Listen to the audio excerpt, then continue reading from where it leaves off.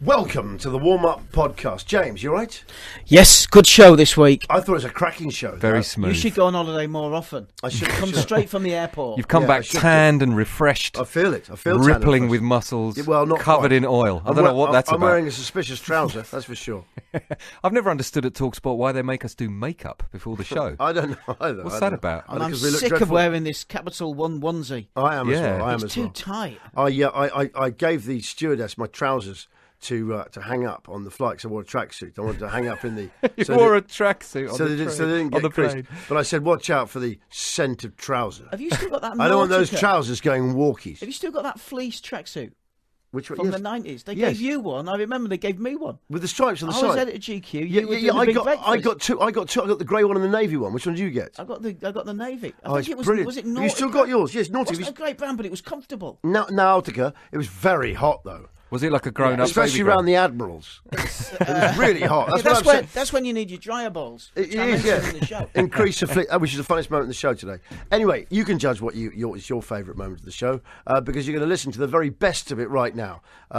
This should be what I reckon they'll get 23 minutes out of today. Easy. And this, what you talking about? The number one podcast. I on would TalkSport? say Yeah, I don't want to talk about if that. anyone's doing the stats, we probably talked less football this week than ever before. No, because we spoke with Niall Quinn a lot. Oh, you're right. That's true. He Yeah, did he was more. good. He actually talked about less football than us. He was talking about snooker and horse That's racing. right. Even the yeah. guy we got on to talk about football Talked about hot pants. Just talked about how little he actually was interested in football. People who aren't into football, which is weird, but you all know somebody. They go, "So listen to our radio show," and he goes, "Oh, is it about football?" No, it's you not. actually you have to explain to him. Well, Niall it's just Quinn. three blokes waffling. No, it was just very. Yeah, all right. Okay. No hugging, no learning. Here it is. Yeah. You're listening to the warm-up on TalkSport in association with Capital One. Welcome to the warm-up in association with Capital One. I'm Johnny Vaughan on the day when Wayne Rooney becomes the highest-paid player in Premier League history with a deal that keeps him at Man United until 2019. And there is a lovely photo of David Moyes doing the most fantastic forced smile on the back of the sun today. It really is. Is it? Oh, I'm going to show it to you now. I'm ready for you. Sorry, I'm joined by Gavin Woods and James Brown, as ever. All right then, Morning, Woodman. All right morning, then. yeah. Check this forced smile, yeah? Go on. It's one of those, you know, when these days, when I was a kid with Yeah. cameras, it was like, smile, Yeah. flash. Yeah. Now, you do a photo, it's like, flash, flash, flash, flash, flash, flash, flash, red, red, red, red, red, flash, flash, flash, flash, flash, flash, flash, flash, Yeah. warming, flash, flash, flash. But you're thinking, is that it? Yeah. When's the flash? When's the flash? Yeah. What is it warming up? Well, he's evidently, I'd say, 2 minutes into since the smile started. The rictus grin. Yeah, he's a rictus grin. Exactly right. Here it is. Look at that, guys. Oh, it's superb. His jaw muscles be in agony. You can tell by their reaction that they're enjoying that smile thoroughly. Look at that. And the chlorinated eyes. Look at the over-chlorinated swimming pool he's just stepped out of. Cross because the hot chocolate machine won't That's work. the look of a man who feels his job might have been saved. Yes. Just- What's he? oh, it's great, isn't it? He's on 300 grand a week, was it? It's 300 grand a week now, yeah. I was trying to figure out when we're going to see a player on £1 million a game. Well, it's 85.8 million. is £1 what it's million worth. a game. Paris Saint-Germain have to Yeah. pay, because of the tax rates, have to Yeah. pay 55 million a year just for Ibrahimovic. There probably is a player That's who's a lot of money. Gavin, isn't there it? probably is a player who's played for $1 million because he's signed and he's paid a fortune. And he got injured. And he's only played like Yeah. 12 games Yeah, in you're 4 probably years. right. I think. I think Chelsea's still got players left over from like 10 years ago who are just still kicking around. Who Shevchenko's still on half a no million a one's week. noticed. They haven't loaned him out because we're becoming sort of like a sort of Hertz rental. Yeah, it's like a Of the room in a football world. museum. Yeah. Somebody's just not bothered to open the doors to. I'm sure exactly. And right. Juan Yeah, Veron exactly. and Hey, Hernan I've just found 5 of Yeah. Ranieri's players So in they're his shed. Raiders of the Lost Ark when they just stick that ark at the end in the warehouse. But I'm sure there are players there who are like that. They don't realise they've got them, and they're loaning out so many players. I just wonder, do they have like diagrams of players, and they've got like you've got like put a mark where they're a bit scraped, and they've got a knee injury when you get them back. Anyway, here's some other things coming out today. We've got a game against Crystal Palace live on TalkSport today against Manchester United. That's at 5:30. Okay. And Mesut Özil Yeah. looks doubtful to start for Arsenal in their game today against Sunderland. But Arsene Wenger still hopes that there will one day be a statue of the German outside the Emirates to accompany the one of Dennis Bergkamp that will be unveiled today. Yes, well, Dennis definitely deserves one, doesn't he? He's very popular with Arsenal fans. Best player I've ever seen. Is he? Yeah, definitely. Of players I've seen. In the I team. always think he'd look very good with his head out of a Panzer. as the tank commander. I don't want to insult anyone Scanning here. the horizon, But I just can always think if they You know what? You said that like you're going to say something really serious. No, there's no danger of that, James. But I just can. Or if they remade Where Eagles Dare, Dennis Bergkamp would be the guy who has with the funny lip. Who's who also comes one in- of the gangsters in Get Carter. Yes. He goes up with George Sewell. Yes, he does. They've Yes, got nice leather coats. but he's got that lip that it looks like he's sort of been shipped out of Thunderbirds. Definitely. He's got like Thunderbird lower lip. I love Where Eagles Dare reminiscences. Anyway, warming up alongside me, as I said, we've got the whistleblower and the man with the definitive word on referees and more, the woodman Gavin Woods and Principreneur James Brown. Incidentally, do you know what the woodman was? Do you know who the woodman was in ancient Greece? No. Well, if you read Rivalry and Ritual... Was he a god? At the ancient Olympics. Okay. No, the woodman was the head priest whose responsibility it was to do all rites and burn things and make the olive... Wreaths. So what you're wreaths that saying used is to work. Gavin should go and get the bacon sandwiches? Yeah, what I'm saying, Gav, is... I would if I hadn't Kettle's eaten on. one already. I've just come back from Dubai, so in the tradition of that, can I just say, as they say in Dubai, Privyet? Privyet, which is hello Yeah. in Russian. Russian, which everyone there is. Yeah. They also say, I was talking to some Russians there, they also say Dobry utro, which is good morning. Yeah. And you can then follow that up by saying Kagdulia, which is how are you? And I found out a Russian joke. What they reply, and it sort of made me giggle more and more as I got it. And these Russians were greeting me every day to test if I'd learnt it. And how did they they're a reply? lovely mob actually. Well, what you meant to their equivalent of mustn't grumble Yeah. is Bakani Redula, which is Translates as... I haven't had babies yet. It means I haven't had babies yet. So How are everything's you? calm. How are you? Well, I haven't had babies yet. Yeah, so... Can't be all bad. Yeah, I'm lucky. I haven't got kids. Which I love. Do you know what? The hotel had its own water park, which is great because I had the kids with me. Had its own water park, yeah? And in the water park, it had this ride that was called like The Drop. And it was 5 of you got in this dinghy. And you sort of like a round dinghy, and you go down. My God. Were you at Atlantis? Yeah, I was at Atlantis, yeah. You actually get airtime, yeah? And I got on it with these two. And I went the first time with a couple of other kids who were there because you just have to queue up with whoever's there to make up the numbers. And it wasn't, it was going quite fast. But then there were these two really fat blokes in there. Yeah. My God, it makes a difference. And we got in there, I was saying to them where they're from. They said Palestine. I said, all right. He said, where are you from? I said, London. And so they were really sort of giving it the big one. And the fear on their faces as they went through. And I was thinking, you know what? Palestine, I don't want to make any comment on the situation there. It's quite hairy. Yeah, But that's good of you, given they were on holiday. That's a scary place, right? Yeah. And they were frightened. Yeah. I saw the fear in their They were eyes. unnerved. That's a ride. Obviously you couldn't put it on the adverts outside. Even scary. But I tell you what, it was a really hairy ride. I had that real problem. When you got sort of look quite courageous in front of your kids. Like, Dad doesn't mind this. Yeah. I've been to the one in the Bahamas a few years ago. Have they got the thing with the tube that goes for? It's a drop. Yeah, So you go down it, then you go through a tube through a shark-infested waters. I call that the enema. The big colonic. But I was reading With that one of the friends like sharks. Yeah, it goes through shark-infested waters. One of the That's sharks jumped out of the shark bit and into the sort of the bit at the end that you just landed. So when you're coming down the slide, you're totally safe because you're just going through a big swimming pool full of sharks, but you're in a tube. Yeah. But somehow That's what happened. It got very warm, and Yeah. a shark jumped out yeah. and landed in this sort of that big splash pool that you end up in. I did it, the leap of faith. And I was doing it, and these kids who were there, and just trying to encourage them. I got everyone chanting at the top, leap of faith, leap of faith. Because it's that one that literally... And the point is, I think I can take any rides that are going in a water park, just about, because I've been to Aqualand in Corfu, where they boast the third biggest wave pool in the world. You know why they boast that? Because no one's going to check up. No. We have They would if they third claimed it was biggest, the biggest, yeah. third big. Say it's the biggest. No, they might check this out. Say it's the third biggest. No one check this. I think what we're saying is there's not a lot of football today. There's a lot of football. There's a lot of football action. We'll be talking about it later. We're not only talking about water parks. We've got Niall Quinn on the show, ladies and have, gentlemen. yeah. We've got Ipswich Town in a minute, which is going to please John. They're a producer, because he's a big Ipswich fan. He didn't have to do any research to write that out for us. None. He just came straight He up. just wrote it. He grew up. He was raised. He thought his nanny was teletext. I'm not kidding. He grew up in the most primitive form of the Matrix game. He responds emotionally to video printers. He does.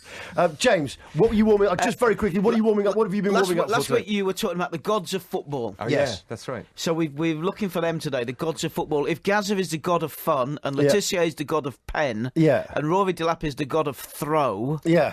Yes. we've had an early one in from LCFC. They're all going in the pantheon. Yes. Yeah, I've just worked out why this guy's called LCFC. What? Because it's spelled ELSIE-EPHSEY. And on the way Chelsea. here, I was thinking, CFC. LCFC, that's a weird Yeah. name.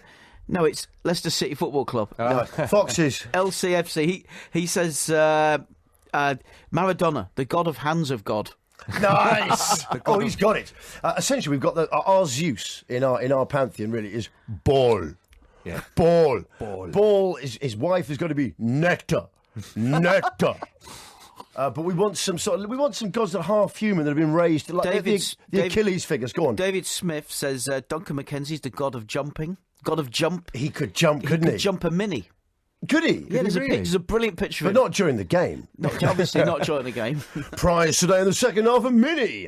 Sort of thing they you can do in the jump 70s with a couple of dolly birds on it. There's a great picture of him jumping a mini. Is there? That John Varley took. He was a top football photographer. You'd almost have to have Lorimer in there, or maybe Gert Muller. I think Lorimer, he could kick it pretty hard. Lorimer would be the god of shot. Got a shot into LA United. We know who Loki is, don't we? Who's Loki? Well, it's Joey Barton, isn't it? It's got to be.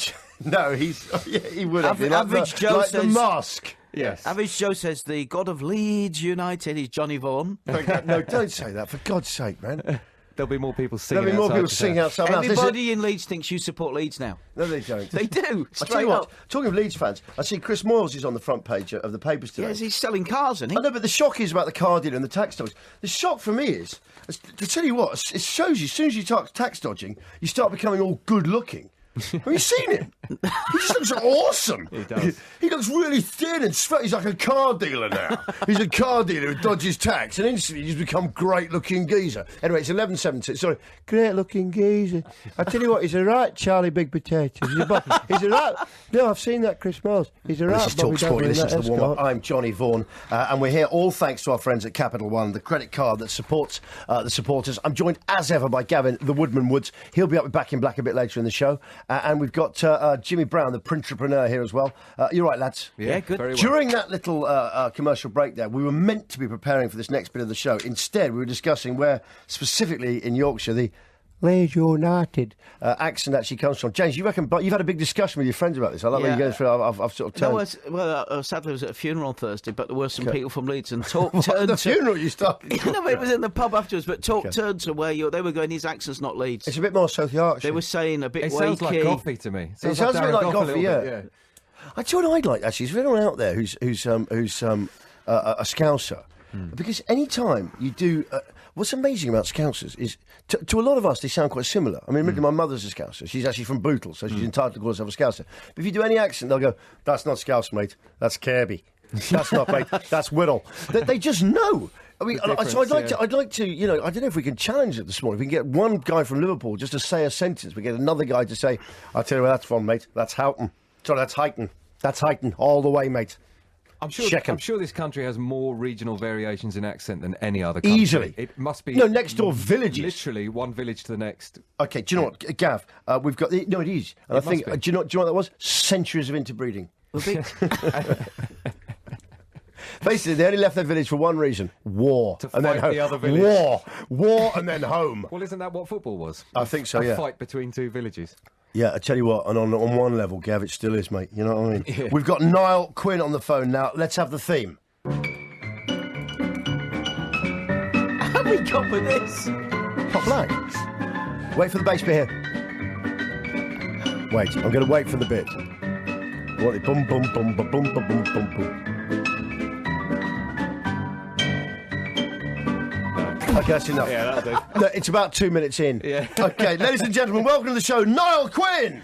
How you doing, guys? You all right? Yeah, morning, Niall. Now, the reason I played Pop Black there is because I once read in some programme notes. I think it was when you. I think it was a away game. Right. I think it was a Sunderland programme. Anyway, Yeah. he said I read once in the programme notes that you regularly rack up breaks at plus 100 at snooker. Is that true? Is that true? Was that true? You talking to me, Johnny? Yes. No, that was Kevin Phillips. Was it? Wasn't you? Yeah, no, I used to pick them out of the pockets and put them back on the spot. No, you're just being modest. It said Niall Quinn, Big Niall, regularly racks up breaks of more than 100. So you literally were racking them up, actually. You were putting them in the rack. I was putting them back in the rack, correct. Yeah, So you don't Super Kev Phillips would really annoy you. He'd go and have a break of 70, and then we'd have enough of that, and we'd say, come on, have a game of darts, and then he'd throw 180 in a second go or something. I slung on my programme, so I can't now check up, but I know it was under your name, so maybe it just meant you literally racked them up on the scoreboard. You're racking up someone else's breaks, okay. Probably just for him. No, I played a lot of snooker as a kid when I was at Arsenal. You were being modest. Okay. Yeah, no, the bookmakers and the snooker halls, that was, our afternoon training in those days. We didn't do 2 sessions a day. We were in the bookies and the snooker hall for the second part of it. We were in the bookies and the snooker hall. Ask Paul Merson and Tony Adams all about it. I'll tell you something, though. We were in the bookies or the snooker hall instead of training. It's like something from Dam and Runyon. Yeah, exactly right. Mind you, the size of Niall, when you're on a snooker table, it's like a pool table to the rest of us. Okay, here we go. Didn't have to use the rest much. I bet you didn't. Okay, was Kevin Phillips, do you see him as one of the best players you ever played with? Yeah, I mean, he added 5 or 6 years onto my career because he came along and worked sort of seamlessly with me, and we had a kind of a great lift. For someone like me at 30 years of age, I had 2 cruciates, and then this guy walks in the gates and starts banging in goals for fun, and, he did the hard part. And we had a great time. It was a great few years here up in Sunderland. I'm actually here today visiting some old friends, and, it's good, and the club is in great shape. They're going to a cup final. Need to get out of the trouble they're in the bottom of the league. But, looking back, very special time, and playing with Kev was probably the highlight of it. Well, I was on a plane this morning, coming back from Dubai, with a Chelsea fan who described Sunderland as a party town, which I found quite odd. It is when they win. No, I'm just thinking people get drunk there. But would you say that Sunderland is a party? I always see Newcastle as more of a party town. But would you say? I mean, for me, Sunderland is the last place I ever stayed where there was lino in the bathroom in the hotel, and that was the best hotel. Well, it's a little bit more improved now. The hotel I stayed in, my friend Big 80, he has a big place here in Sunderland, and the problem with it, you're right, is getting to bed. Nobody seems to let you go up the stairs with your room key. There's another drink. Yes. Another drink put in front of you in Sunderland wherever you walk. But the people are great. They were always great to me, Johnny. When I came first, I struggled. I had a second cruciate injury, and my time looked up. But I think they really appreciate lads who put a shift in and work hard, and they're forgiving if they see that. What they can't put up with is, the fancy damn foreigner with his hands on his hips earning twice as much as everybody else, and not needing a shower after the game. Yeah, I've done my cruciate as well. I'm right in there. Mine was getting Rizzlers from bedside table. Yours was probably a bit more sort of in action. Yeah. But I went to the old Roker Park. Once I was doing a film show, and I was doing a link for a film on dangerous ground. I don't know if you remember; it was a terrible film, and but no, I was all alone in Roker Park, and still there was 2 people had managed to sneak in just to go. We hit Cockneys. There was just one man alone doing links in the centre. How surprising! No, but it was just, and I was thinking, I'm really beyond. I'm so not that. And anyway, it was quite surprising. It was also, I think I said the joke earlier, but I was told by someone in Sunderland that he said to me, "I tell you what, Johnny, what are you filming? What are you filming?" And I've gone, it's for Channel 4. And he looked at me and says, "Hey, I didn't even think we'd get it up here. we're just like Sky and TV. We're like Sky and video. Sky and video." Hey, Johnny, isn't it funny there now? You're doing a Newcastle accent, and all Sunderland fans will be ringing in going, like your conversation 5 minutes ago. Oh, right. That's not a Mac I know. accent. Sunderland is a bit more on the side of the move than that. In Sunderland, they seem to talk like on the side of the move. And the reason they talk on the side of the move is when they're riveting, they like to talk to each other on the side of the move. They will talk like in the front. You remind me of the lad in Alan Park which you served in the petrol station. Oh yes, that's right. Yeah. Right. He's like the cookbook, but he can't cook. Yeah. But this guy in Sunderland, he did say to me, I don't know if I've already told you this on the show, but he did say to me, he says, when you're walking around Sunderland, John, word of advice. He said, when you're walking around Sunderland, he said, if you want to tell the difference between the man and the woman. If a tattoo is spelt right, that is a woman. Anyway, you're being tough now. You're doing yourself no favours. I'm doing myself no favours at all, but I had a great time there. And do you know what happened? I know it's about you, not about me, and I've done it again, haven't I? But it was one of the... No, I had a massive drink up out in Sunderland, party town, and I had a cracking time with the Mackhams. I mean, I really did I really strapped one on. And I woke up the next morning. I had to get ready to film this show and everything before being insulted by the two fans. And I was thinking, God, this place is hard, man. I mean, every man, woman, and child I had a black eye or an arm in a cast. That was just the bouncers, and they got children bouncing on nursery schools. Anyway, and I was in the bath with this lino floor, and I was trying to wash my hands, and I was trying to wash using the soap. I was thinking, why won't this soap lather? And then I realised, because even the water's hard. It comes out of the tub and it says, try and lather me. Sorry. Well, you've done all the stereotypes in Sunderland and Newcastle this morning. I certainly have, and I'm going to get lots of hate. It's time to say some good things about it. Okay, no, it's a brilliant place. Race of people here, yeah, absolutely. No, listen, you didn't tell me I had a terrific night out. It really was, but I did laugh at the fact that even the water is so hard there that try and lather me, you won't be able to. Someone's just texted and saying, Niall Quinn, God of Sunderland. I better let you talk because I just went into one. I've just come back from holiday. I've just been with my kids for 2 weeks, and you're the first grown-up I've spoken to. Not at all. It's grand. How did you warm up? Niall, how did you warm up? How did I warm up? Truthfully, I had, I suppose, about 2:15. I would have a nice cup of tea, which, as my career came near the end, I can remember one of the last games I played was up in Blackburn, and there was a lovely old man up there who used to make the tea, and by the time I was finishing, they were all starting to have their health drinks and their energy drinks and what have you, and I remember asking him for wouldn't any chance of a cup of tea, and he gave me a big hug and said, "You're like a breath of fresh air, lad." With all the sort of modern way that was going on, so I was very old-fashioned. The and modern way. I would then What sit you mean down modern with the things racing. like fitness? What about sweets, well, Niall? No, I was in a dressing room once. It was just full of sweets. Did you have? Yeah, well, I think that came in as well. They were meant to be good for energy, but no, mine was a cup of tea and the racing post. No. Did you eat all of that at once, or would you have half of it half time? No, I would check the results at half time. Nice. to find out how my horses went on. Before booking a table at the snooker hall for after the game. Something like When that. you'd been subbed. When you've been subbed. Yeah. You didn't get an early shower, you got an early break. Yeah, well, something like that. But no, it was different, obviously. But at the same time, people not. But we were fit. We were just as fit as we thought we could be in those days. It's obviously moved on with the sports science, but we were all, in our own way. We all had individual ways and different ways of preparing. And certainly, as you come to kick-off time, I always tried to be calmer by looking at the racing, maybe trying to find out. Is that you psyched up for football by looking at racing? Absolutely, yeah. Form? And you'd have other people calm there him down. we had Kevin Ball, our captain, who used to headbutt the wall, and he used to be kicking things. It was a little bit of a zany place to be. But Who have you met through? Sorry, no. Who have you met through racing? in football, who have you met through racing?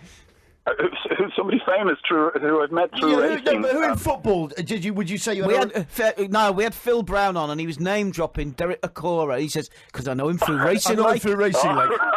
I see, who have you met through racing? Jesus, who have I met through racing? Francis Lee, who later became my chairman. Yes. Yeah, okay. he was a racehorse trainer when I first met him. He Not later a became jockey. chairman of Man City. He was no You wouldn't jockey. let Francis sit on your horse. Although very interesting race. Niall versus Francis. Actually, That would have to be No, some he horse. would have beaten me. Yeah. No, that was in the real early days. I love racing, still do. I'm actually heading to the Newcastle, the Bladen races today with my pals from Sunderland. So still at it. Still haven't changed my spots, if you like. But looking back at that time, every footballer was the same. We packed up in the afternoon Every after training. footballer was the same. All interactive. Not like now. What with their Not like diets? now. Not with their diets and fitness. Niall, And, what was Jack like to warm up with? Jack Charlton when you were with Ireland. Jack was special, yeah. I mean, there's some great tales with Jack. The famous one with Jack, I had a fitness test before a game. yeah. And in Lansdowne Road, and I went a couple of hours before everybody else. My ankle was really big, and I had to. Face it, Noel, all of you's very big. Your legs are big. But I ended up, I couldn't kick the ball properly. I was running and it wasn't really happening. So I went into the dressing room and Jack had come in, and of course by that stage, I wasn't going to play. Yeah. And he went up to me and he went, "What's wrong with you, you big softy?" And I went. I remember it really clearly. I went, "Jack, for God's sake," I said, "I can't even kick it." And that's when he went, "When did we ever ask you to kick it?" Listen, no. We can have the news now. Could you just stay for a bit? Because just talk a bit more about Jack, and I've got loads of other good questions for you, like your disco pants, Bernie Slavin and his dogs. We've got loads of stuff. Can you stay? Around, yeah. Oh, cheers. Sure. Ladies and gentlemen, warm-up enthusiast, Niall Quinn on the show. We got the news, the sports news. We're back in a second with more Niall Quinn. Johnny Vaughan, Leeds United's biggest fan. Niall Quinn is still there. Niall! Yes. What's the story behind... Thank you very much for hanging around. What's the story behind Niall Quinn's disco pants? No, I can't believe you brought that up. Of course I did.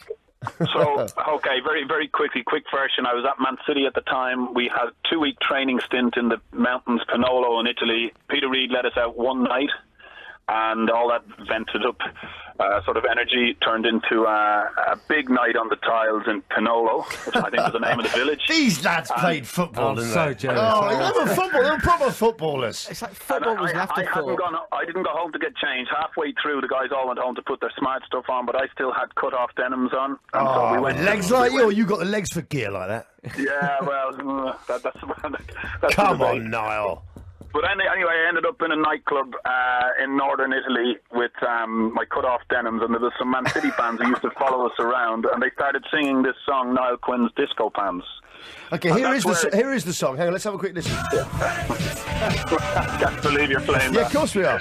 Can I say the band? They didn't obviously follow around with a full band. No. It was just singing. It'd be amazing if you probably had a fully wired electric band there. Ready to go with backup band. So it was funny. The Sunderland fans took hold of it, and there was a group in Sunderland released it, and I think somebody told me it made the top 40 or something in the chart. So Niall Quinn's disco pants. You went out partying in Italy with cut-off denim shorts.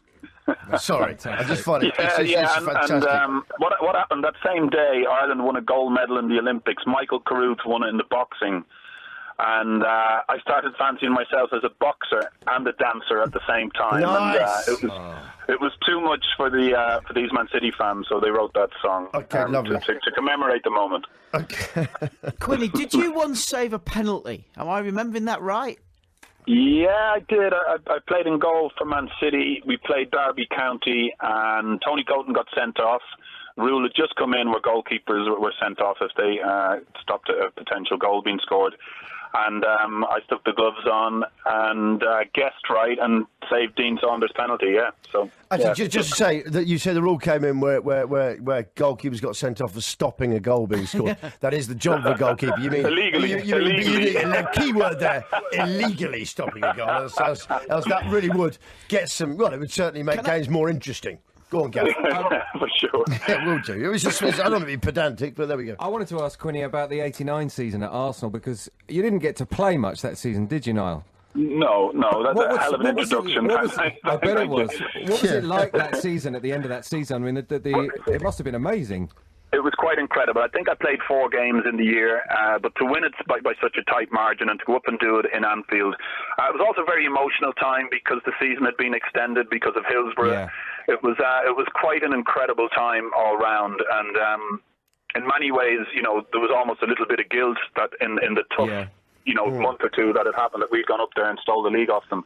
But in truth, we'd kind of handed it to them on a plate because we should have had it wrapped up weeks before that. Yeah. And we went on a wobble. We had a speed wobble near the end of the season. But it must Wimbledon have been came. Yeah. What worries me is, what did you do with all that time on your hands? Well, you strike me as a man who just wouldn't know how to fill the time round football. That's such difficulty.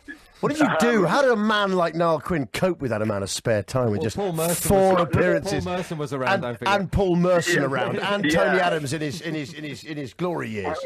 Well, I think you're beginning to get the pattern now of how my life was developing with those guys. And luckily, I got the train up to Manchester and Manchester City the following year. And but the problem there was I had as much time, and I only had a few more quid in my pocket because I was starting to do better up there.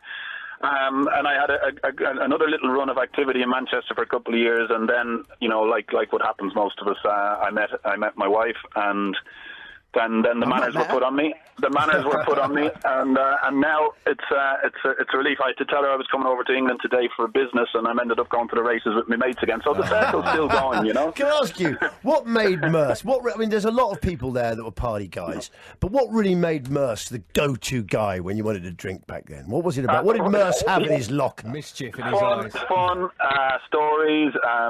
Wonderful, entertaining stories. Great guy to be having a drink. Now, I didn't have a drink for a long, long time, and now since we both started to work with Sky again, you know, I bumped into him. We stay in a hotel out in Brentford. Easy. He goes, you know, he's brilliant. I can remember that only a couple of weeks ago, I was heading down to my room. I'd had a long night. I'd done the late shift in Sky. I was coming in about midnight, and I heard his voice in the bar. I said, I'll go in and say hello. Fatal move. And we rehashed some of the old times. But he was just always fun. He was lively. He was as he was on the pitch. He's inventive, creative, you know. Had a great turn of phrase, you know, taking the mick out of people, but in a really soft, nice way, you know. He was just, you know, he's a good lad. A good lad to be around. He's had his difficulties, but he doesn't bemoan them. You know, he smiles at his fate. And what's amazing about Merce is he was like the go-to guy when people wanted to drink, but he also became the go-to guy when people didn't want to drink. which is extraordinary to be able to. What a dichotomy! Yeah. What dualism in a man.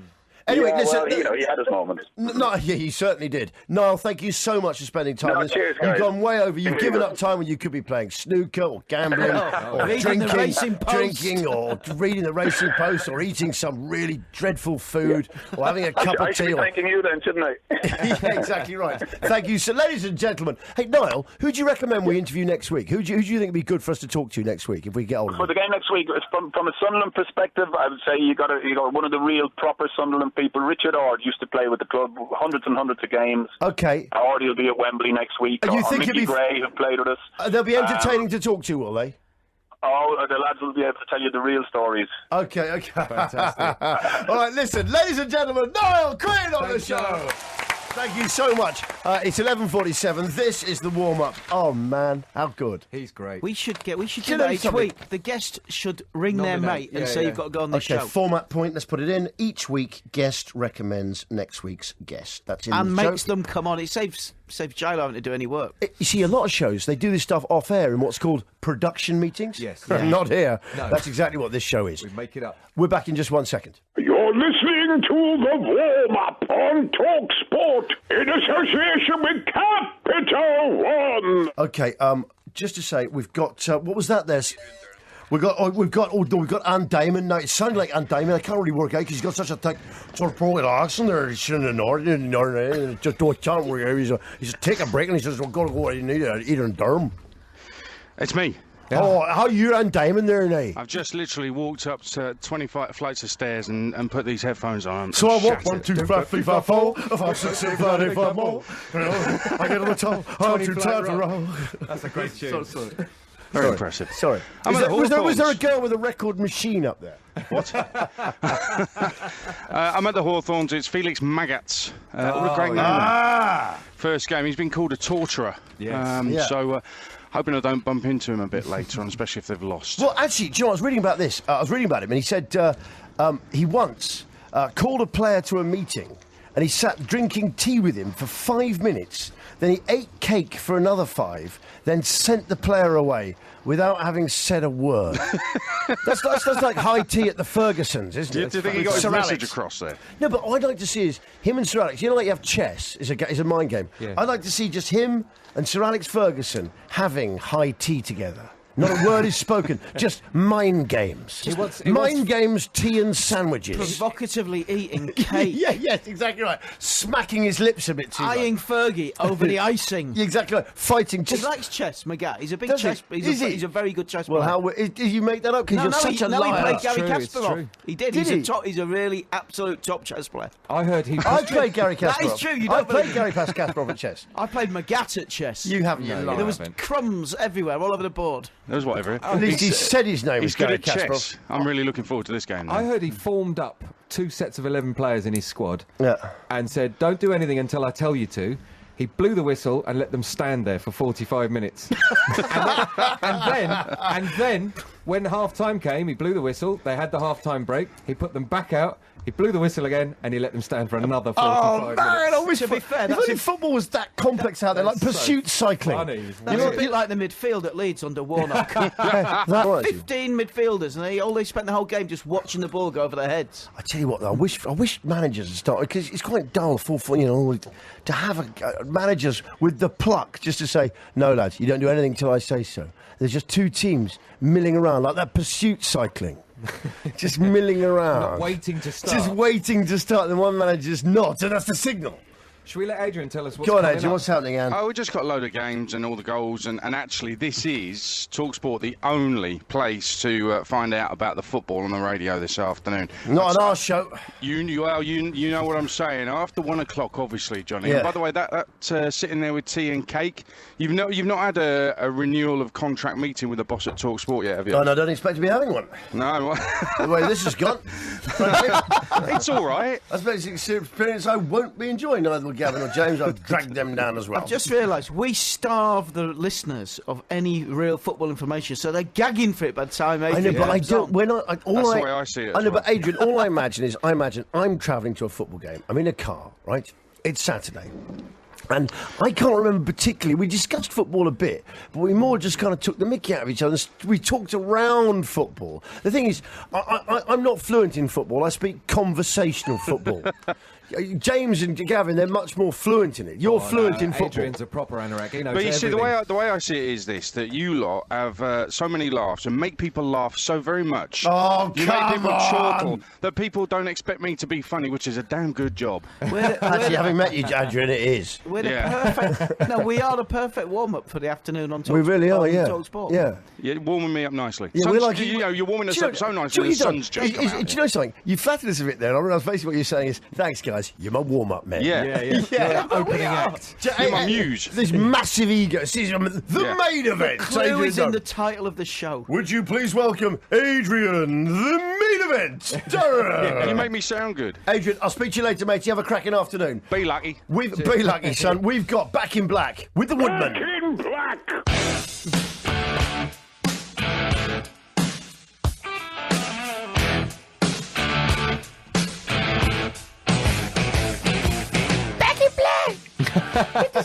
That was a little baby Brian Johnson. Did I lie to you that one time? I said I'd seen AC/DC and his microphone came unplugged, and he actually sings really quiet. He's just going.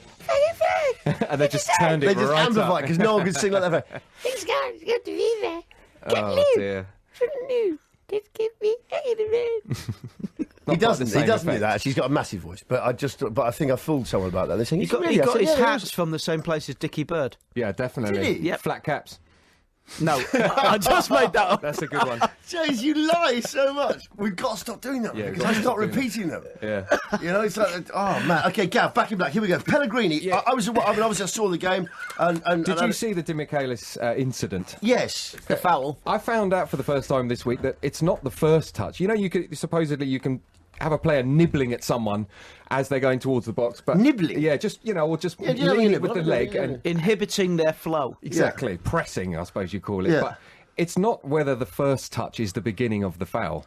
It's the touch that the ref reckons is the one that brought him down. Yeah. That he can judge on, and he judged that the touch that brought him down happened inside the box. Yeah. And it kind of did. Even Di Michaelis says it was a fair call. I don't really hold with this whole business that everyone's keeping referees so sacred, because I just think it means that they're so protected and so cloistered from reality, and any pundits and any managers and anyone complaining, however vociferously, they forget it's the referee's career's never online. Pellegrini's is. You know, the other week, No, exactly. the other week at Yeah. Tottenham, that was just outrageous. I mean, I keep banging It is, on about yeah. it, but it was outrageous. That was different because it should have been a corner. Danny Rose. Yeah, you're yeah, talking but about. what I'm saying is the point is that managers whose job's up for grabs. The referee, he's fine. Well, that was just a mistake. Yeah, it was Whereas just a this mistake, Week it's but, interpretation. yeah, The UEFA refs yeah. are stricter than the Premier League refs. We notice that when we watch the games. Should have been off, though. And it's- What was his intent? Well, no, this is the question. The International Football Association Board, which is the governing body of the rules, they meet twice a year. They are going to discuss whether the 3 punishments for that incident should still hold, i.e., the pen, the suspension, and the sending off. I mean, at what point can a manager be cheesed off? No, is there? I mean, I think the International Football Rules Governing Committee, which is obviously should be run by us, not FIFA. The rules, as I said on about week. Don't get into that again this time. No, I was just saying, but let's face facts. Yeah, we own the recipe. FIFA might be bottling it worldwide and serving it up. It's our recipe. I'm just saying we should bring out our righteously cheesed off laws. Well, I was going to bring up that there was a quote from Sergio Busquets. Yeah. Now, he said, referees make mistakes all the time for you and against you, but making excuses for why you lose is for losers. Yeah. Now, Busquets is the most irritating footballer in the world. Yeah. Because there's two... Discuss. Yeah, well, there's two... Discuss with relevance if to you Shakespeare. Say at either end of a slightly cheaty player, you've got someone who... Cheaty. Is someone who likes to really kick someone, but he's happy to take it back. Like Robbie Savage used to be happy to take it back. He used to kick people kicked him back. He didn't mind. Mind you, he's a good-looking boy, great hair. Then you've got your players who like to dive a lot, but they're not really physical, and they're just trying to dive a lot. Yeah. But Busquets is the one who does it all. He will foul someone and dive and look down. And if you threw some knives into his face, he would fall down clutching his ankle. He's the top of the cheaty pile. He really is. Yeah. Warm up is in no way saying he's just very nice. You get my point, though. It's absolutely illegal. In no But way. it's a really irritating quote from ripping Busquets metaphor for Man City fans. It's a really irritating thing to say. It was a good analogy. It was a nice analogy, but let's not. Talk the other about issue, Sepp Blatter. Has called for video retrospective punishment to punish, and I quote, brawling, spitting, verbal insults, racial slurs, the faking of injury, intentional diving, or time wasting. They're going to start with Norman Hunter v Francis Lee. I watched that this week. I watched that last week. It this week. It's that punch-up, you mean? I don't know where it's come from, but there's masses and masses of new retro football on YouTube from, I think it's from the old Big Match. Yeah. There's so much Brian of it. Moore. I watched the Leeds-Chelsea game. Leeds beat Chelsea 3-0, but they were building Stamford Bridge. And it just looks like they're playing... No, that'd be the East Stand they're building. Yeah, 73, 74. But it just looks like a massive building the game site. That's the game I watched earlier in the season. I was telling you about. That's right. Yeah. What year was that then? I don't know. 74. No, it's about 76 because Chelsea come back up. It's got Yorov, McQueen. Yeah, okay. It's after the Don. It's good game. Johnny Giles isn't playing. That's the difference. He's a bit ragged. Okay, easy, cheers. Having said that, you know when you two are no talking relevance referees... today at all. No relevance. It's brilliant how you don't. We're actually talking football. It's completely irrelevant. We're still about a stand not being built. It's a different era. Are you still on refs? No, we're done. Because whilst you two were chatting, I was still with my mouth open. Stephen Warnock, who plays for Leeds, left back, he has just Stuart Pearced somebody. Has he? He has just gone through one of the Middlesbrough players. He is that fellow with the glasses there. He's the new Leeds owner, Chelino. He's got some dictator sunglasses on as well. He certainly looks like he's had a weave. No, it's not. That's a different guy. Different guy. Fans of Stuart Pearce, watch if they show the highlights on Sky. Stephen Warnock just went right through a blow and got away with it. Stuart Pearce, of course, is coming to work here at TalkSport. I think he's arrived already. And Brian Moore now does Full Contact. With powerful men. Pitbull, Full Contact. Pints of lager with an embrocation top. Coming at you, covered in deep heat all over the testes from the kennel. It's Stuart Pearce, really. A jock strap full of deep heat and out he goes. Are you wearing steelies and alleys? Yes, I am. Aluminium studs, steel toe caps, full contact. Sharpened up on the tarmac. Beer bellies and club rugby. Subsidised pints and fatness. Full contact. Anyway, Brian Pitbull is doing that. Can I just make a quick comment just before the break? Is that right, Stuart Pearce? Is he? Stuart Pearce is going to be here. He's going to be doing the warm up in that seat where you are.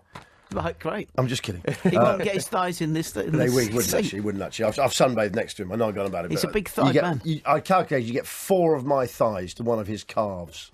It's about the proportions. Can I say we're watching the Russian Olympics quite a lot in Dubai because there's not sports channels where kind of foreign, they're everywhere. The Winter Indoor Olympics. Yeah. Well, here's point 1: is indoor. There's a lot of it. You may as well just have all indoor sports and just put it all in the Winter Olympics, and then get them sort of lighten up the summer a bit. Get the thinning scissors And to they the don't Summer have to Olympics. build so many buildings. Yeah, you for got the like Summer Olympics. table tennis. You can even have swimming there, conceivably. I mean, they're not in outdoor swimming pools, are they? It's all like indoor leisure centre. In that run, sort of skating. It's all leisure centres. They could ice the pool up a bit. Maybe have a third Olympics. There's the indoor Olympics, the Olympics, and the Winter Olympics. I'm just saying you could easily slip table tennis, volleyball, handball. There's no reason not to do it. Handball Table is tennis- the silliest game It's the ever. Table stupidest tennis game ever. on ice with skates. Imagine That'd be being good. a handball That'd be goalie. really good. Yeah, No, imagine the them stupid. slipping around trying to get the things back. That'd be awesome. Table tennis on ice. Skate It would be table tennis. fantastic. That would be good. You could darts on ice. Darts on ice. You could slide in and throw the dart Throw the as dart. you hit the hockey. Or 180. javelin darts. But anyway, I was watching the Russian Olympics. I was thinking you may as well just switch all indoor stuff there anyway for the Olympics. There's no point. You may as well have boxing and everything. You know, because these are things. You know, Boxing on ice. But no, not on ice. You don't have to have it. I'm just saying. Just But it would make it better. Yeah, but this ice is indoors. It's just leisure centres, isn't it? It's just basically means you live in a leisure centre. You know the racing round? I don't know what it's called, but they're skating round. It's like called the speed racing skating. round. Yeah, Speed like skating, running. yeah. Imagine if they had a wolf chasing them. That would be That'd good. be so much better. And then eventually the wolf would realise if he just stopped. Oh, clap If it he in, just boys. stopped. That's good. I was thinking about this the other day. More wolves. If the That's wolf, why they got the biathlon. That's why they it's got like guns. the reverse Yes. of It's the wolf reverse fear. of the hare It and is. the whippets. Yeah. Okay, Yeah. instead of whippets, Whippets. the wolf. Leeds United. James wants more whippets in Winter Olympics. No, if you can have a proper Winter Olympics, even a- and you can no, ask any dog boss in track in Leeds, you Leeds. can ask anyone in Leeds about this, John. But at Leeds United, everyone now thinks what would really make Winter Olympics is Olympic whippets. More use of whippets. The whippets have to take pigeons down.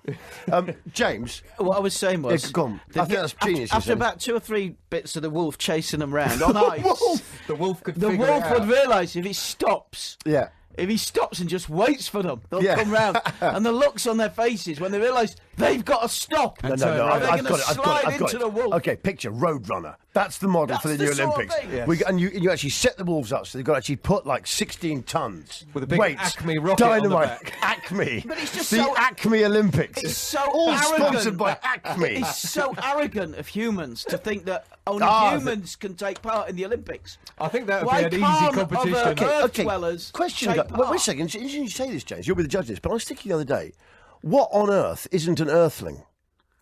True.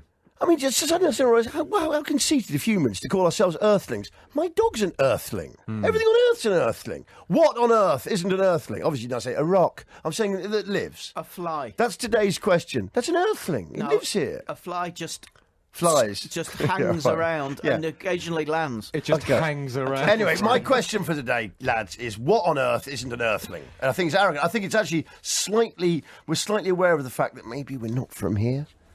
Okay, here's my question for you, right? At the Russian Olympics, there's been a hell of a lot of injuries in the extreme sports. Yeah? Yeah, the And snowboarding, all of that. Now, they're saying in the extreme sport dome, Yeah. there's been a lot of...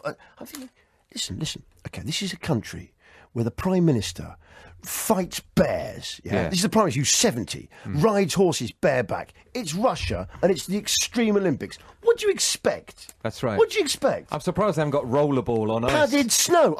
Padded snow. That's what that What is Yes. that sport called? That is what I said. It's like rollerball. Rollerball. Without It the is. ball. Rollerball with wolves. Instead of the ball, have the wolf. Liven it up. right, that's Bring other brilliant. animals into sport. Roller wolf. Do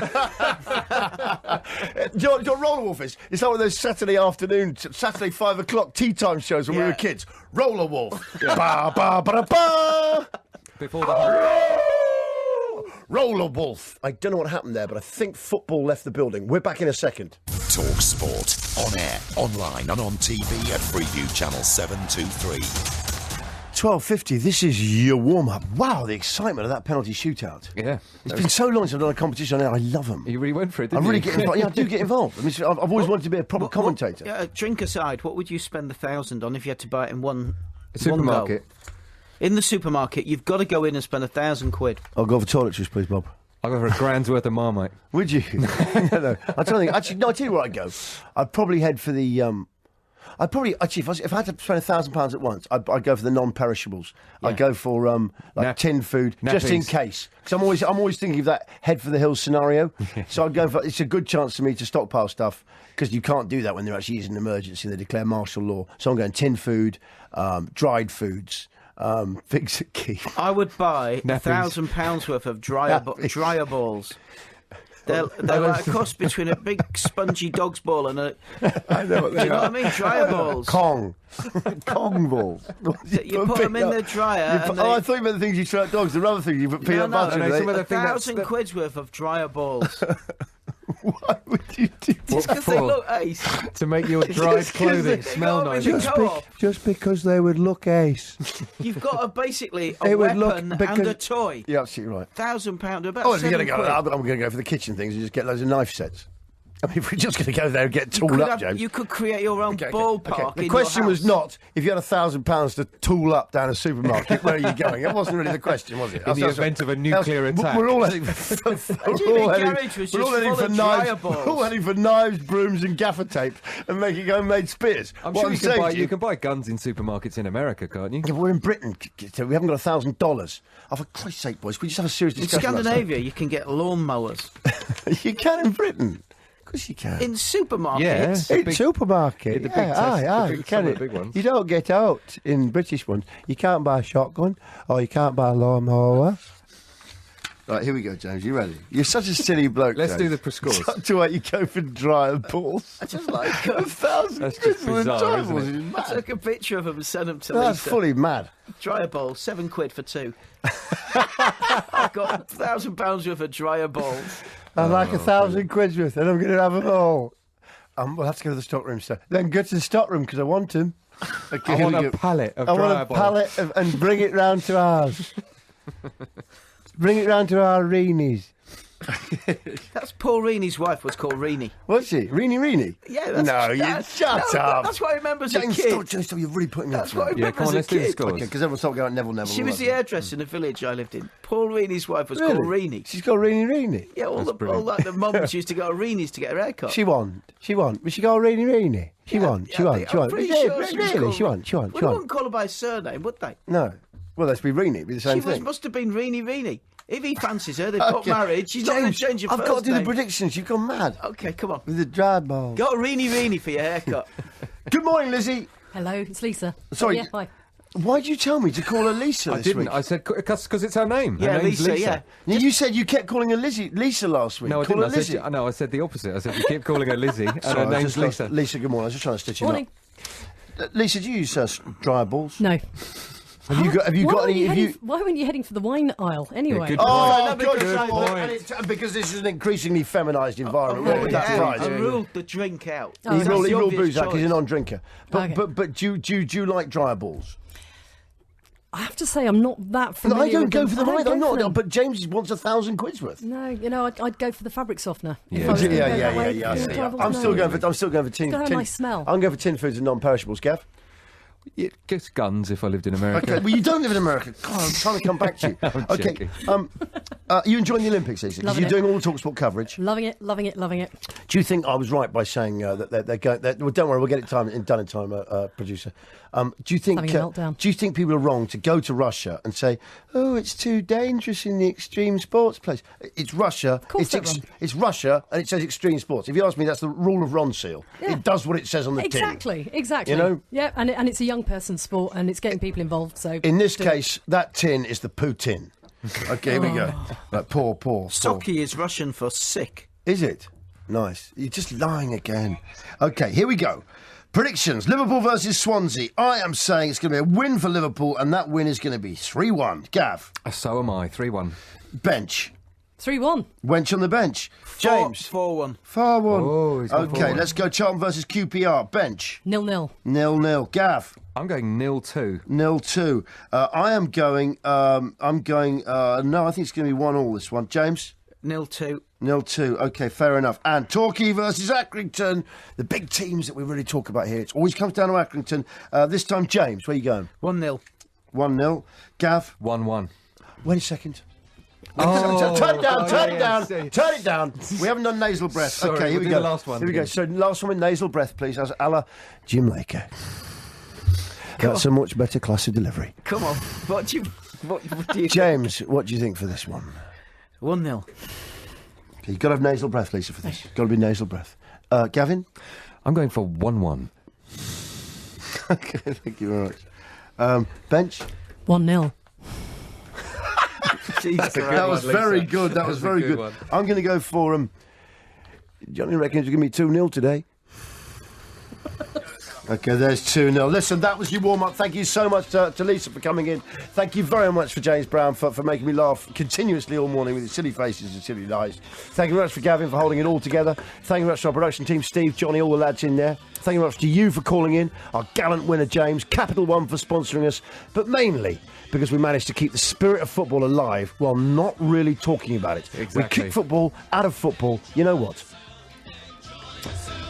Just enjoy yourself. Hello, I'm Terry and I'm going to enjoy myself. The warm-up on TalkSport with Capital One, official credit card of the Football League. There we go. Niall Quinn in there as well on this week's podcast. Niall was a superb guest. Yeah, brilliant. He really reminded me of a great era. And his stuff on Merce was fantastic. The go-to guy. Absolutely. Go-to Merce. Go-to But anyway, I guy. hope you enjoyed it. As much as we enjoyed doing the show, it really doesn't... I've got a good Merce story. Go on. I didn't get a chance to say it. Go on, the what's your show. Merce story? A friend of mine went for an evening out. Not a date, she's a woman, but I said, what was it like? She said, it was brilliant. We ended up back at my flat, lying on the floor, singing along, back, looking at the roof, like in Gregory's Girls, singing Dolly Parton songs. Yeah. Nice. Great I end to remember, an evening. this is this week's texter. I was coming back on the flight from Dubai, and I got talking to this guy Andy, he's a Chelsea fan. He was telling me in 2003 Chelsea played Sunderland, and Sunderland, I think that Sunderland had gone down, but he stayed in Sunderland for the night. Despite that, they were still in good humour. Yes, Yeah. and he had the best night out with Sunderland fans, and he was saying how great they were. So it made me think, this week, apart from your own fans, who would you admit are a great bunch of lads? Yeah. What fans of other clubs have you had a right laugh with? That's a great call a really for good next one. week. For next week, I'd like your stories of when you've had a cracking laugh, when you've stayed in a town. I mean, I once, when Chelsea beat Man United 1-0, Gavin Peacock scored the goal, actually bookended their winning run. He scored one at the bridge. He was quite a good player. He was quite a good player, yeah. Midfielder. And then he was, and then we scored 1-0 up at theirs in about the 63rd minute. And afterwards, we were in a bar, and we all bought copies of the pink one because it had the headline on it and everything. And it was unbelievable for us. But we ended up having a right laugh with Man United fans who were having a right good moan about it. We had a cracking night out. All Londoners talking together. Yes. Oh, very good. Anyway, the point is, The sounds of Surrey. it might be actually funny enough. Chelsea and Man U. Funny enough, you talk about Paul Merce earlier. I was with some Arsenal fans once in Cannes, and it was at Arsenal in the FA Cup final when Merce scored that first goal. It must have been like 94. But anyway, the point is, I was watching it in an outside TV shop in Cannes with a few Arsenal fans. We'd had a few drinks. And ended up, I was cheering and everything, but again, I ended up just having quite a good time with them. Yeah. And, you know, they're humans, you know? Yeah. That is a good question because I am now trying to think about other football fans when you've had a laugh but with. you might have been abroad. You just got into a result. It's not because maybe it's because it might have been a European game you watched. But you just ended up, and you actually did get a bit. I'm English ultimately about it. And you ended up having quite a sort of laugh there, A camaraderie. a camaraderie. And you sort of just you went with it. Maybe they're a club that's non-threatening. And He was a good player, Italian. Do you think we'll ever get our weekends back? I don't think so. Because No. there is that thing that the more popular show gets, the less likely we've ever got of getting a weekend. I don't mind it. I've got no weekend life anyway. I've just got football. We never play at 3 o'clock. We don't play at 3 o'clock on Saturdays. Luckily, Leeds are on telly every week. I'm watching Chelsea now. It's 24th minute. Okay, this was the podcast. Hope you enjoyed it. We'll be back next week.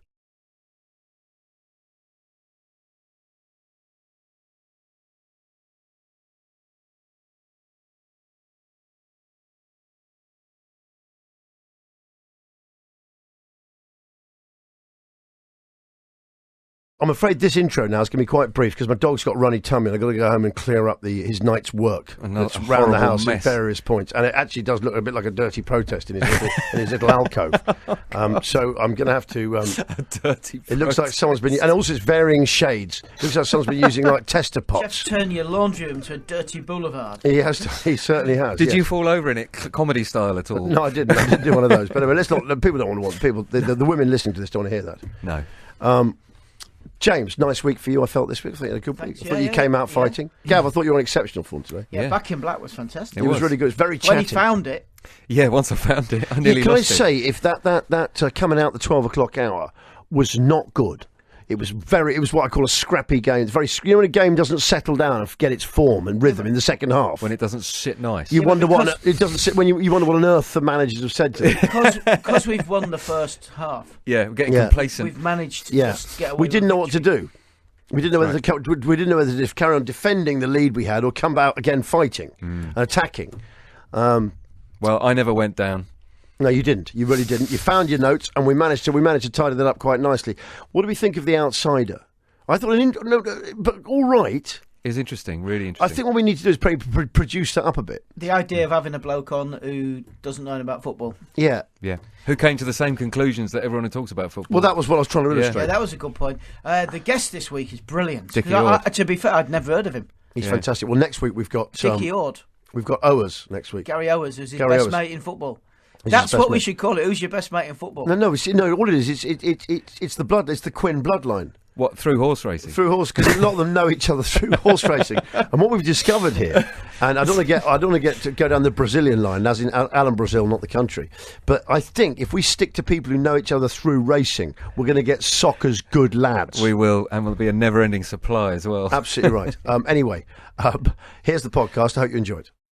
On DAB Digital Radio and 1089 and 1053 AM. The Warm-Up with Johnny Vaughan on Talk Sport. The crime is that Manchester United were absolutely knackered.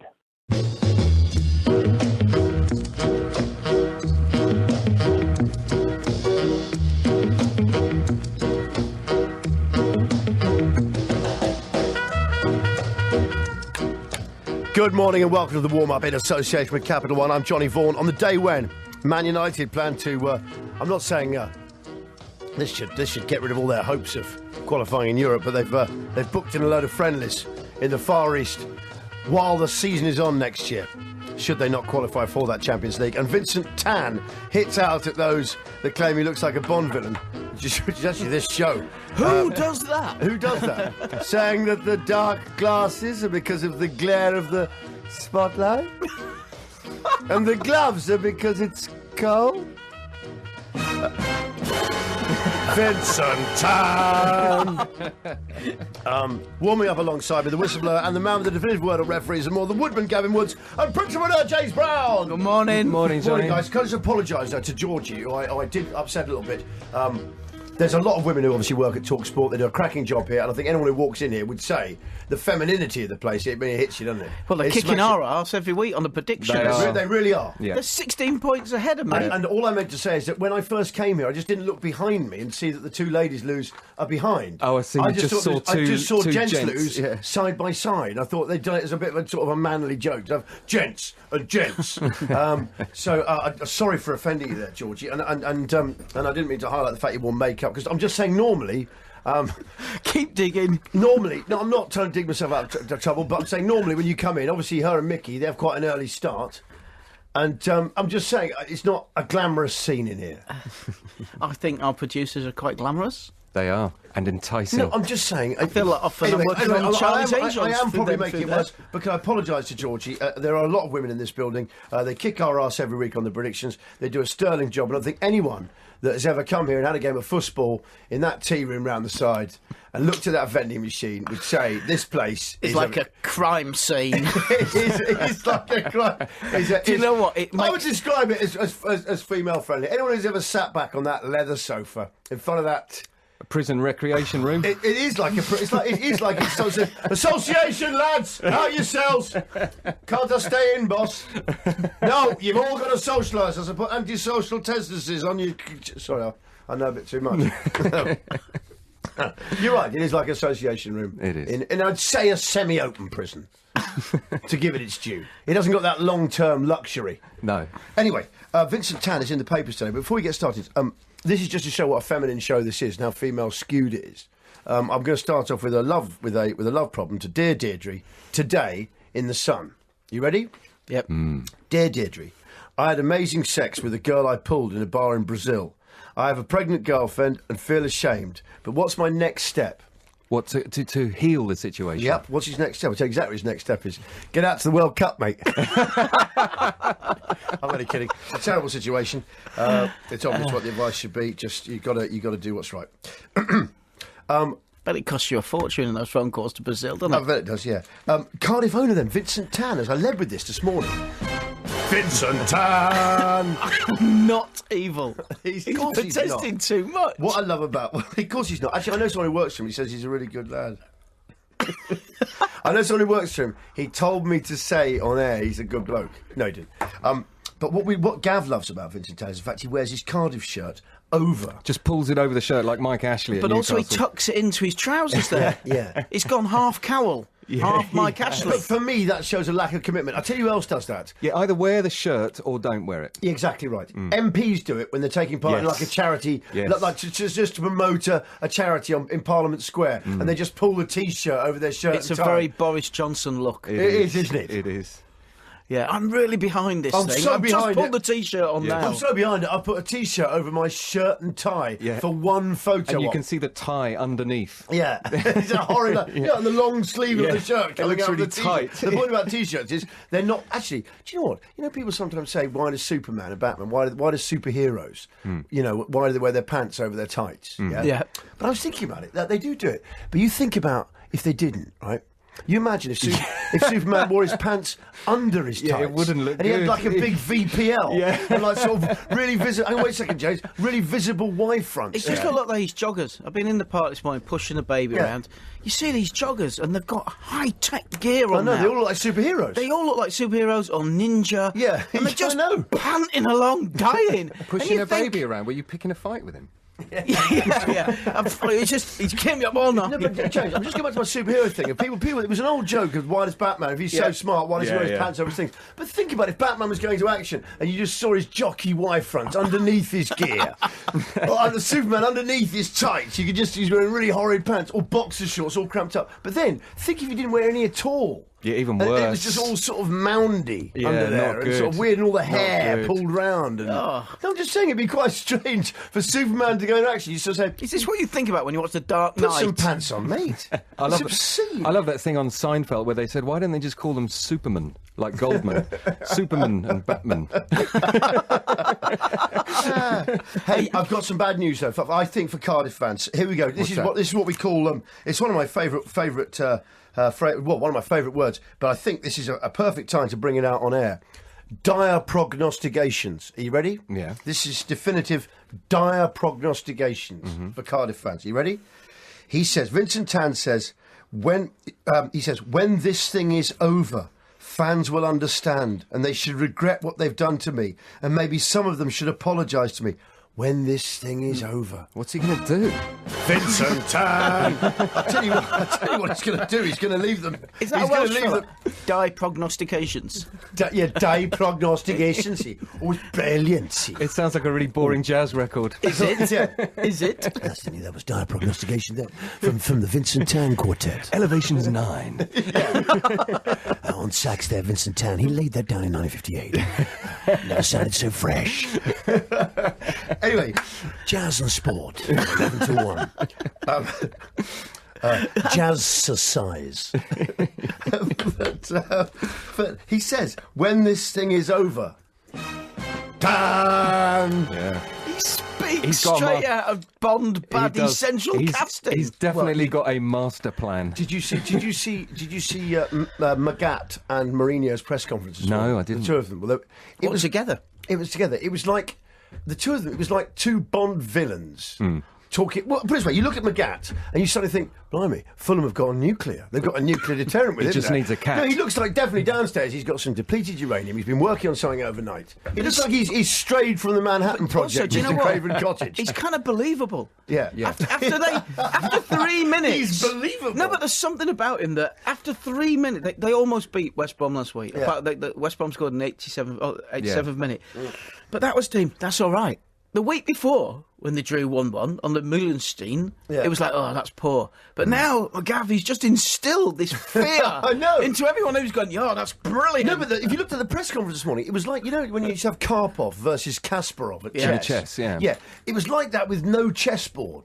Just two men mind gaming Yeah, because each they other. were complimenting each They other. were complimenting which is- each other. You have a lot of respect for He's And terrified of him. He's terrified of him. Of course, someone's out-mind-gamed him. Do you know what? I didn't get this in last week when we were talking about his training. He says, Go on, Jimmy. everybody loves my training. It's not like anybody died. I heard That's a genuine quote. I heard he had a player with a broken arm, and he said, "Never mind with the press-ups. You can just do one-arm press-ups." Good attitude. And I think that would make the best reality show. Film the Fulham training sessions. Yeah. Put it on every week. Yeah, stick it on every week. That's what we want to see. Best reality It's show ever. Really complex. Rocky could do them, couldn't he? Rocky could do those. You He know could. about that one, but we can't. Welcome to the warm-up on TalkSport. It's 11:15. Time for us to take our first break. We finished our first eighth of the show. Nice. Well, we'll discuss it during the break. Once again, apologies to Georgie. There are loads of women in the building who do sterling work here, without wishing to sound patronising. We wouldn't have a show without the women. Well, we would go. No, we wouldn't. With the wench on the bench is always better than us. They do It'd that be better bit if at the they end. Let's were not there. go. Let's not go. Stop patronising. If they didn't come, we'd be predicting better. Let's not go down Maybe. the women. Bless them. I'm just saying. I never said I that. know you didn't. I know, but I don't want to go down your route of women. Bless them. I didn't say that. I didn't say that. I didn't say that. But anyway, Georgie, I apologise. It's literally I hadn't spotted the two ladies Yeah. because I don't tend to hang around them. Yeah. Join Johnny Vaughan and support Leeds United. Can I just set up the social? Yeah, go on then. Last week, you mentioned a fellow who grabbed Gus Poyet in the suit, and Yes. I followed up with my mate Bucky, who got Eric Yeah. Cantona in Yeah. a friendly headlock. Yeah. So this week, we're looking for your input on, have you ever unexpectedly had full contact with a sports star? Full contact. Not half contact. Not full. No semis here. Just full contact. No semi-contact. No semi-contact. Semi-contact verboten. Full contact, please, lads. And ladies. Yeah, and ladies. Sponsored by Deep Heat. Yes. In association with That's it. In association with lightsome supporters. The jockstrap for men. Your warm support this Christmas. Yes. So In text association us- with Dr. Scholl Athlete's Foot Spray. Text us. Or Adidas anti-perspirant. Any washwear from sporting companies. 48-hour protection. Yeah, for men who sweat over 48-hour periods and don't shower in the middle. You have to peel it off your armpits. Yeah, absolutely after right. 48 hours in a Forget layer. the short tick. 48 hours of protection. Full contact. You listen to the warm-up on TalkSport with Capital One. Giving away 250,000 Now TV Sky Sports Day passes. Wow. It's a great deal, this. Yep. Because it means you can enjoy the Capital One Cup final tomorrow. Head to the Capital One Facebook page to claim your free code. You've got to get the code from the page. And then you can just watch it on your TV. You rock that in your control pad and suddenly your TV's rocking the big final, yeah? Right. Right. You get me. You get me, right? Listen, right, right, listen, right. It's the Pop Robson final, isn't it? What? And the Mickey Kick. I don't know, but and the Niall Quinn. How many players have played for both teams? I don't know. But Pop Robson, Dennis Quinn. Stewart. That's what I'm thinking of. Dennis Stewart. You're thinking of Dennis Stewart? Dennis Stewart. Yeah. Anyway, I was watching the warm-up, and I always I was watching the Sky this morning, and they showed, the situation in Sunderland as the town gets ready for the big final. Yeah. There was this massive Mackham enthusiasm. It's massive enthusiasm, I was getting ready to win in London. And this one Mackham he was standing by a field, and they've got a goat in this field that's wearing a Sunderland strip. There's a goat there, Right. just to show that level Is of the enthusiasm. tattoo spelt right on the goat? The tattoo is spelled right. But no, I was wondering. No, people always say, you always get the people Did the who goat have a welder's mask on? I feel riveting. The goat is capable of riveting in his Mackham hands. But anyway, I just want to know, is there anyone out there, you might want to get in touch via the usual channels. Yeah. But does anyone actually know of an animal, have got definitive proof of an animal that actually does display allegiance to a club? My dog, I knew my it. old dog, Lola, Italian Spinoni, used to watch Juventus. Only Juventus. On Channel 4 Sunday. Remember Sunday Soccer? My Whatever it's Italian called. What was it? Spinoni had allegiance to you. What, the Italian football? Football Italia on Sunday would only watch if Juventus was on. He liked black because he sees in monochrome and he likes black and white stripes. He also liked Notts might have thought it was County. That is Newcastle. true. He liked Notts County. He didn't like Newcastle though because the star on the front of the shirt for the Brownell back then confused him. it confused him. But the dog's a Spinoni. It's a Spinoni. There's a bloke waiting to talk to us on the phone. Spinoni Whippet Cross. With a little bit of pigeon. No, but anyway, I would seriously like to know if anyone can prove a dog or any animal actually has. I mean, your hamster might go faster around the wheel when, say, Lady United. That's a good one, yeah. Okay, we've got a guest right now. He is, and he's definitely going to go over the half, I think, we'll see how we go. But we've got Richard Dickie Ord.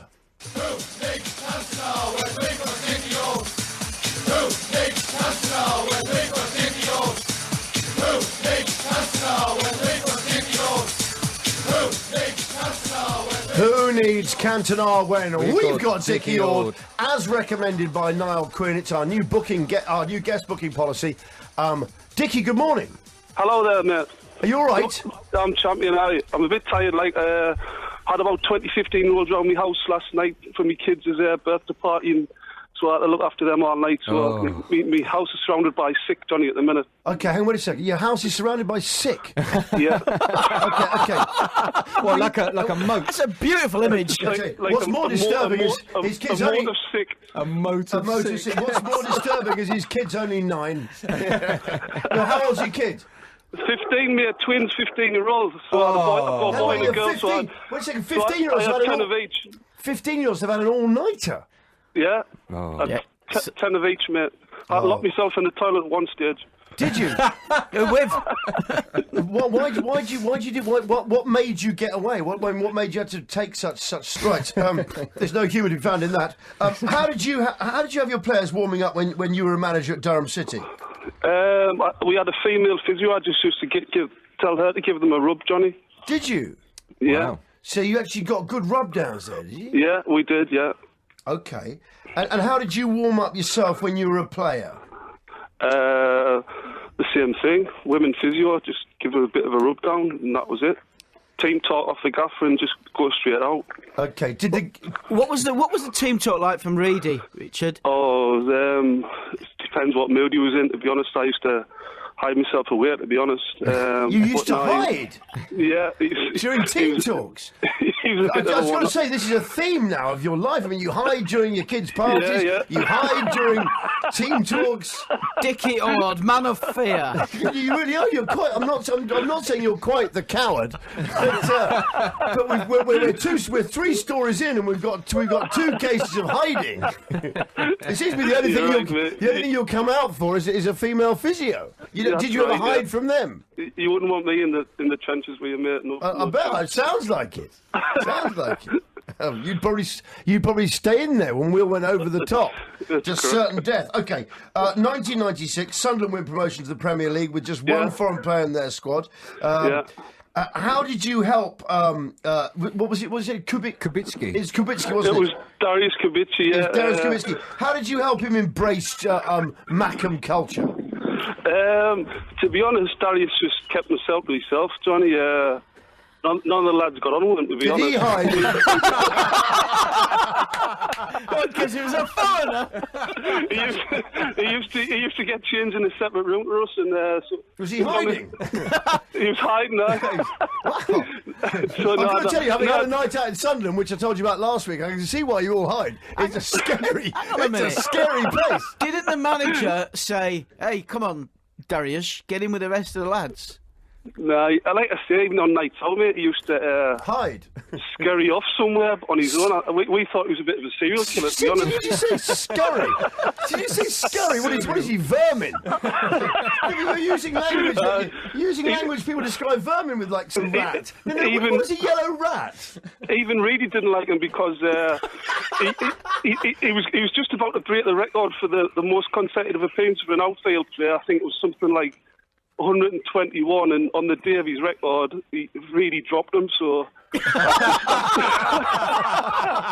Stopped him getting to the number. That sums that up. Okay. Was it the same for Londoners well as Polish? It was when I went up there. Did he really do that on purpose? I think he did, mate. He said he never, but I think he did.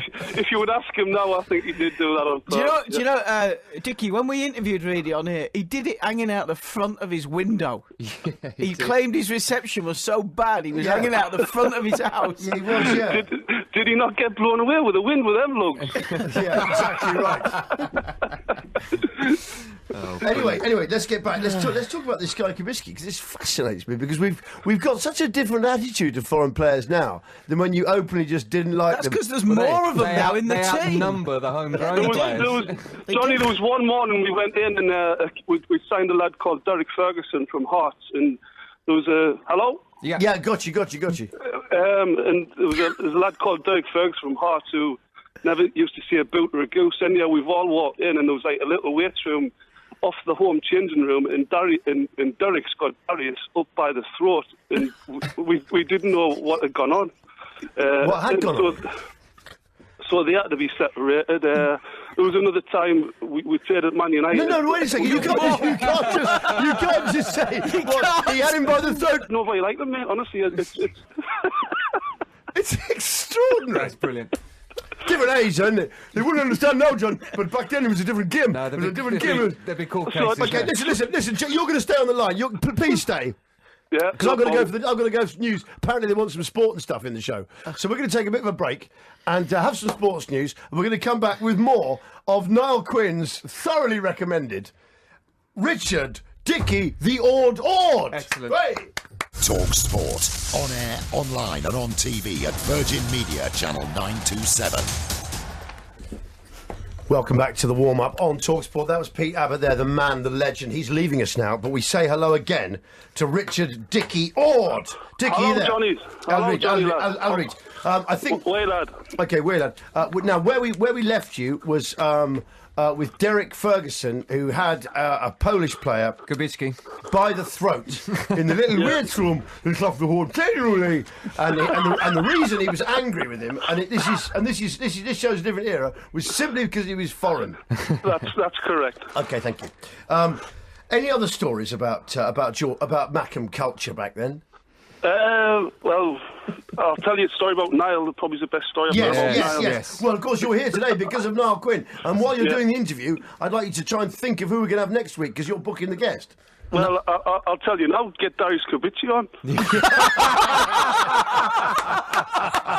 Great idea. That is a great idea. Consider it done. Let's do that. With his Memories of Sunderland. No, we really took us for a couple of days away. He took us to Bournemouth, which was a nice little town. As we were travelling down, we saw an O'Neill's. So we had a free day. So me, Michael Gray, and Quinny had a pop in O'Neill's in Bournemouth. There wasn't a soul in. And then 5 minutes later, the landlord must have come down, who was Irish, and said, and then with what are you laughing at?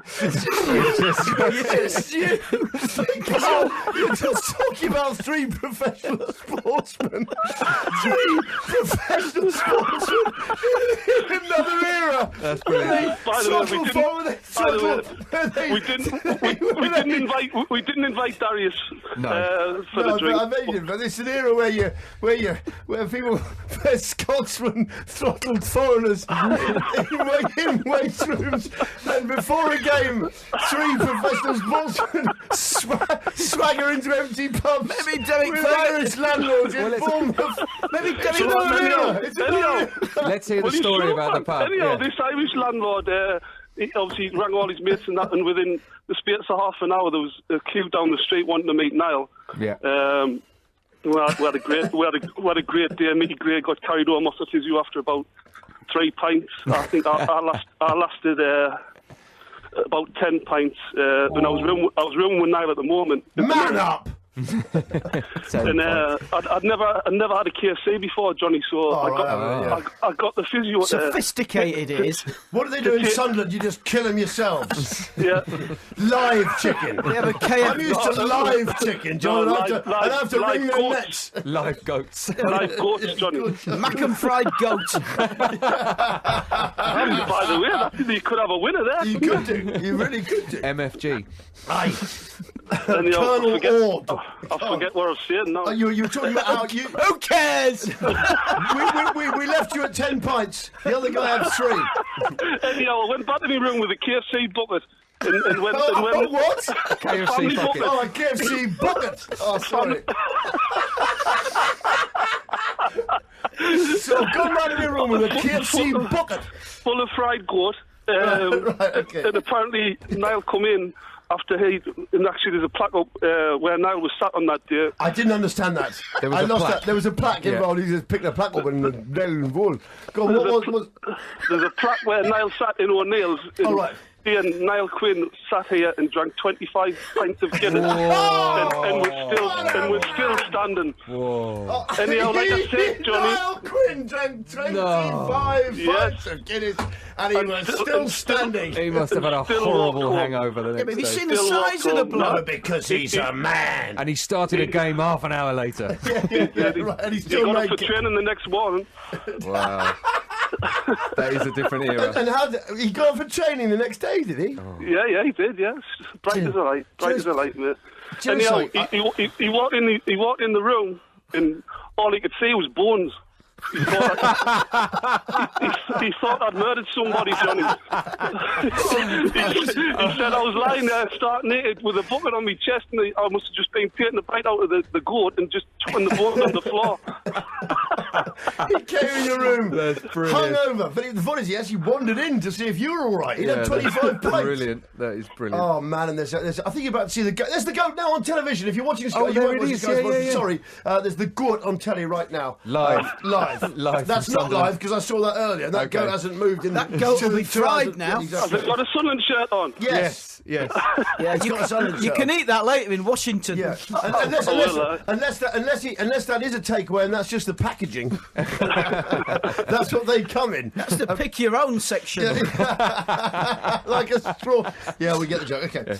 Now, Johnny, can I just give Hetton Big Club a mention? I'm outside Hetton Big Club at the minute. I'm putting the racing sweep on, and all the lads are listening. So if you give Hetton Big Club a mention, obviously in Hetton, my mates Pratty and Jeff. Okay, Hetton Big Club. Is that what it's called? Hetton Big Club. What is he saying? I've got Google Translate on it. It's still back in the first anecdote. It's similar to English. It follows, but it's a different sort of grammatical. It's a different grammatical structure, isn't it? Dickie, who do you recommend we should get next week? Because this has worked well with Niall recommending you. Well. Don't mess this up. Maybe a mate who's not at Sunderland. No, Gary Owers. Gary Owers. He's my best mate in football. He's assistant manager at Plymouth at the moment. Sounds like our man. Yeah. John Sheridan. Okay. We've had Shez. He was brilliant. He was, but I tell you what, he's not going to be as good as if Gary Owers. Will you give him a ring and tell him to come on? Yeah. You notice all these guys are racing men, right? All know each other through football, through racing. They know each other through racing. Well, it's like we're now going down the Niall Quinn bloodline. We are. Isn't it? The family tree. Like all these guests have got Niall Quinn pedigree. Because I know him through Niall, like. Richard Orr comes with a Niall Quinn guarantee of quality. Richard Orr is Niall Quinn assured. Horses tell each other they know each other through Niall Quinn. Gary Owens. No, Gary doesn't know Niall. You're all right. So it's going to be, I tell you what it is, at the moment, it's Ord out of Quinn on TalkSport. Really, really nice to have you. Ladies and gentlemen, Ord out of Quinn on TalkSport. Thanks, Dickie. Thanks, mate. Cheers, man. Brilliant. Oh, man. He was excellent. We should be doing a 2-hour profile of that squad. Brilliant. We should get Reedy back. Get them all on. We should get Reedy back, but on a landline. No, he's eating bananas with his feet. Right, listen, it's 11:44. This is TalkSport. We're back in a couple of seconds. We come to you in association with Capital One on the weekend of the Capital One Cup final. So, and that was a Sunderland guy, and it's all come together. And Sunderland are going to win tomorrow, just like they did when they had that big shocker in the 70s. And that's it's Surely the news now or something. okay. That is. Let's have a break. On DAB Digital Radio and 1089 and 1053 AM. The Warm-Up with Johnny Vaughan on Talk Sport. You guys are at best mischievous. Boys. Ooh. Yeah. Welcome back to the warm-up. Come on. The show that's sunshine smiling on your dial. Moyes.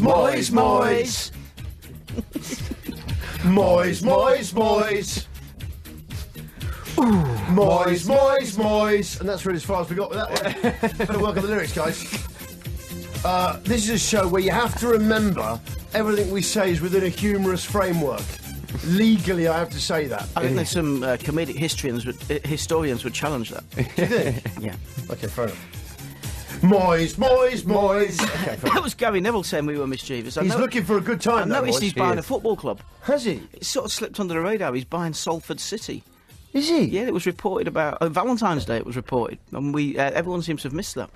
Well, perhaps on Valentine's Day, it wasn't a big Valentine's Day lead. Has he fallen out with the manager yet? Here's one for all you here's one for all you romantics. Gary Neville's buying Salford City. Gary Neville's bought Salford. But when we talked to him about that, I remember talking to one of our guests about why don't footballers buy clubs and use their skills to make clubs. And he's going to. Yeah, he's buying a club, Salford City. He painted Salford smoky tops on. Sorry.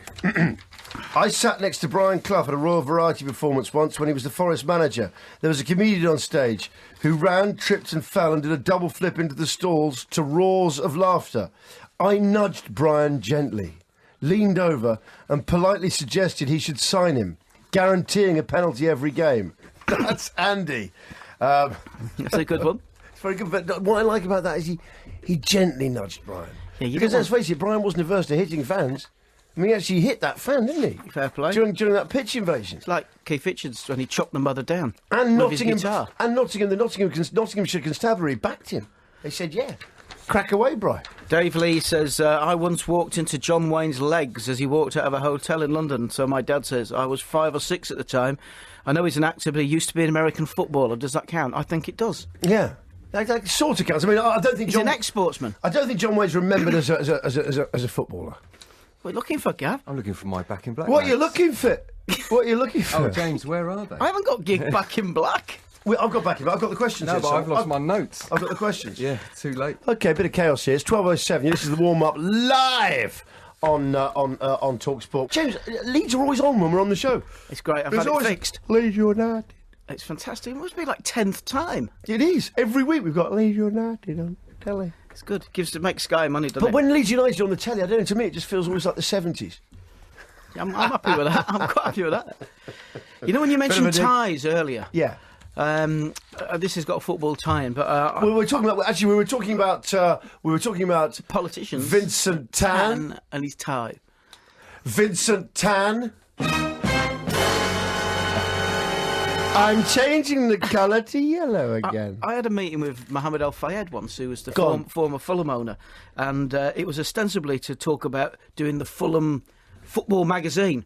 And during the process of the meeting, he tried to sell me Punch magazine for 15 million quid. Did he? Given that his column was the only good thing in it, and he wasn't making any money, clearly. Did you have that kind of money back then? Well, I could have raised it, but I didn't want Punch. I could have raised it. I could have spoke to some, but you know, I knew some old industrialists in Leeds.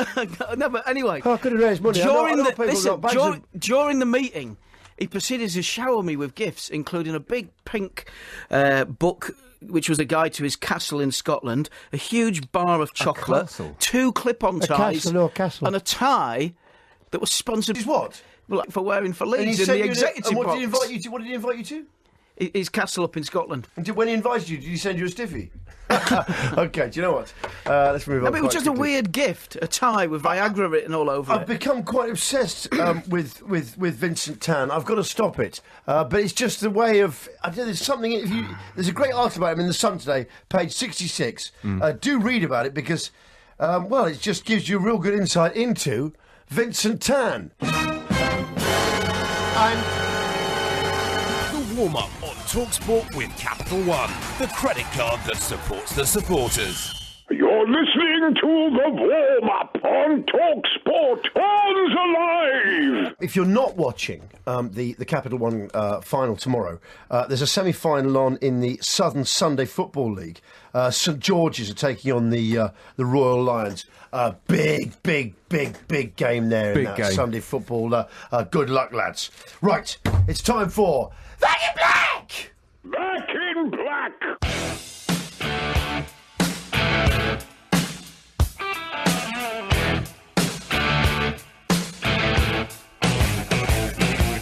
Back in Black! What the Sorry.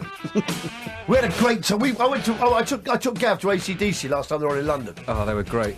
What a night out we had. They're one of the best live bands ever. Who ruined an AC/DC concert for you, or did you ruin it for someone else? Someone No, pointed I said to someone, watch Brian Johnson when he's not singing. Yeah. Because he tucks the mic into his belt, and he just rocks out with his flat cap on, and it's panto comedy. It's hilarious. Yeah, but you pointed it out to them, and then they couldn't stop watching him. They couldn't stop watching it. So during all the instrumental, during all Angus's guitar wizardry, he was just laughing.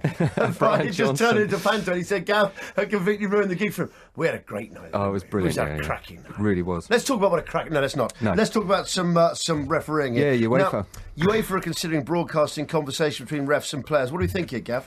Well, they're looking at the possibility of letting television viewers listen into flashpoints between refs and players during the Champions League.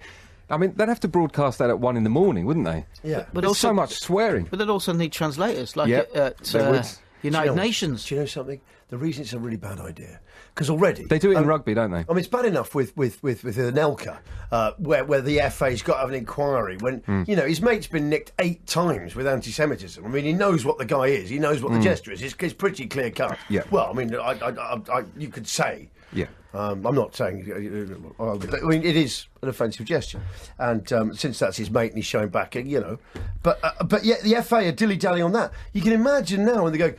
Yeah, but what he said in Croatian is actually really offensive. You don't know it, but one Croatian viewer has complained. In fact, in Croatia, he told him that his mother wears army boots in bed. It sounds like UEFA are trying to scare the players rather than actually going to do this. I just think it just opens up a whole new... The FA have to look into comments made by an Ivory Coast footballer in his village. It is a very offensive comment that he... I mean, he's... No, but actually, you've made although you're doing it in a comedic voice, you made a good point, because in remember in a framework of comedy, some of the African players that play in Europe come from countries where homosexuality is outlawed. Yes. So actually, what is I don't think that's right. That but was part of Suarez. What's appropriate for him in his country is inappropriate for the FA. That was part of Suarez's defence. No, it doesn't matter. You've got to run a country like a club. There's just club rules. That's it. This is where we've gone wrong, James. Is by not saying no. These are the rules here, and that's it. That's it. We've all got to play by them. I don't like the idea. You can't have one culture hiding behind that and saying, no, but in our culture this is very acceptable to be homophobic, and then the left going, we have to respect their right to be homophobic. But not. No. There's just none of it. It's not acceptable. There's no homophobia. There's no racism. There's I don't want to hear the refs. There's no misogyny. I don't even like this. The refs coming into the mix. A good ref should not be even sort of seen during a game. He should be a giant man that can do the 100 in 3 seconds. Yeah, exactly right. I tell you where they should recruit refs from. The WWE. Seriously, well, I like the idea of having refs that are harder than the players. Definitely. Yeah. So they actually respect them. Yeah. It worked for Colino, it worked for Uriah. Well, he was just freaky, wasn't he? He was like one of the monsters. Scary. No, that was like an alien encounter thing. They were nervous because they thought he was actually possibly have powers, and he would laser them. I thought it was a bit more sort of like he was going to come and just go, "You rang," that kind of look. Anyway, Gav, what's your take on it? You're the whistleblower. What's your take on it? Do you think it's a good or bad thing? Well, I like the idea that they're threatening the players with it, because I don't like seeing players swearing at the refs constantly. It's just... I don't mind it. Often, I swear at the refs from the stands. I'm not even on the pitch. That's true, but... Do you know what? They're just bored with the game, aren't they? Yeah. So they just keep tinkering with it. But it's impossible. I find it very difficult to watch a game now and not at some point go... These decisions are just ruining it. I'm off to feed the pigeons, love. I can't be doing with this. I'm out to get let the whippets in. Black pudding's very black today, Mother. Hey, Mother, Howard Molson's got a new shovel. Black pudding's Lancashire. It's got a Black pudding is Lancashire, not Yorkshire. No, it's got a different fitting on the embrasure. A different They ferrule. should just imagine if they could mic the fans up like the old fan zone that guys do, but in the stadium. I love fan zone. It's because one of the funniest but you things. always get some bloke who's absolutely nuts, and he's like, you just think, what game is he watching? What world is he in? Yeah. I like about fan zone. They have to sit next to each other. That's the best thing. No, you've got to sit next to each other, which shows you why fans don't sit next to each other at football. Which is my big argument with Brian Moore, to say why there is no atmosphere at Twickenham. They always defend it by going. He goes, no, but they can sit next to each other, can't they? And you get that banter between the fans. What banter between the fans? You get a cheersed up Kiwi turning around going, yeah, we'll beat you today, mate, with our superior tuk-tuks. Tuk-tuks. Go and get some fish and chips, because our tuk-tuks are better. And you think, I mean, there is no banter particularly. You get great banter. What you want? 85,000 people gathered for a banter off. A banter. If you want that, watch the Antiques Roadshow. There's people bantering. The Bantiques Roadshow. Yeah, the Bantiques Roadshow. Yeah, but you know what I mean. They all move around sort of bantering. Oh, that's very nice. That's a very nice cup and sauce. Yes, it is. I think. Thank you very much for bringing it in. Thank you very much for bringing it in. That's banter. That's worth £12. Yeah, that's virtually... But you've really made my day. I'll give you 9. Yes, in fact, they should have. This week... They should start haggling once they get the value, even though it's not the same programme. Well, I always thought on the Antiques Roadshow, what they should do at that time on BBC, and I did suggest this to Greg Dyke when he was controller of the BBC. Combine it with... And he looked at me like I was an idiot. What was it? He really did look at me like, have we really hired you? And the point was, not for much longer they didn't. But what I suggested was that they have songs of praise, yeah? Yeah. Because it's like the same show. You have songs of praise, yeah? Last of the Summer Wine. That goes into the Antiques Roadshow in the same show, yeah? And then in the background, at the end of the Antiques Roadshow, you've got an antique pram with Foggy in it, going down a hill. It's a good point, just because segue all three shows. They're always from Ripon. They could break up the antique dealing with a hymn. Yes, you can, yeah. Just like on a radio We're station. We're going to take a break from antiques just to sing a hymn. All things bright and beautiful. Here we go. We'll be back with some old Shire Horse pottery in a minute. For my granny, the Antiques Roadshow, I'm not kidding, that was like karaoke. It was early karaoke verse. You sit there singing. They put the lyrics up on. And do you know what the funny thing is? Songs of praise. I've got my granny's old bush, yeah? Pardon? What do you mean? Television. Oh, okay. And she died watching this. No. She died watching, and I've still got this bush. I've still got my granny's bush, yeah? Her TV. And it's a little colour TV. And I can't throw it away because she passed away watching it. Of course, yeah. And I can't throw in my gran's old bush. I just can't do it. No. And she used to watch songs of praise on that blessing. She used to sing along. It was Bernard Breslaw's birthday this week. Was it? Only asked. That's we're speaking in a carry-on style. Do you know something that's weird about the carry-on style? It's the only set of films that you can have just one little sound. Look, I'll play it with you. You can see if you can guess which one it is. You ready? Yeah. I'll start off with. Go on. Yeah. That's Bernard Breslaw. Correct. Yep. Okay. Yeah. Sid. Kenneth Williams. That's Kenneth Connor. Yeah. You see? Do you have a Charles Hawtrey at all? I do. Yeah, but you could do Should we that in finish Back in Black Scarface. first? Let's finish Back in Black. You could do that. Carry on Scarface. Carry on Scarface would be great. Oh, God, Listen, no. I think I've started. Don't start him off. I think I've slightly lost the plot here. Okay, you ready? Let's not play any more one sound impressions of that thing. Go on. Yeah, Mourinho and Ferguson, both different quotes about diving.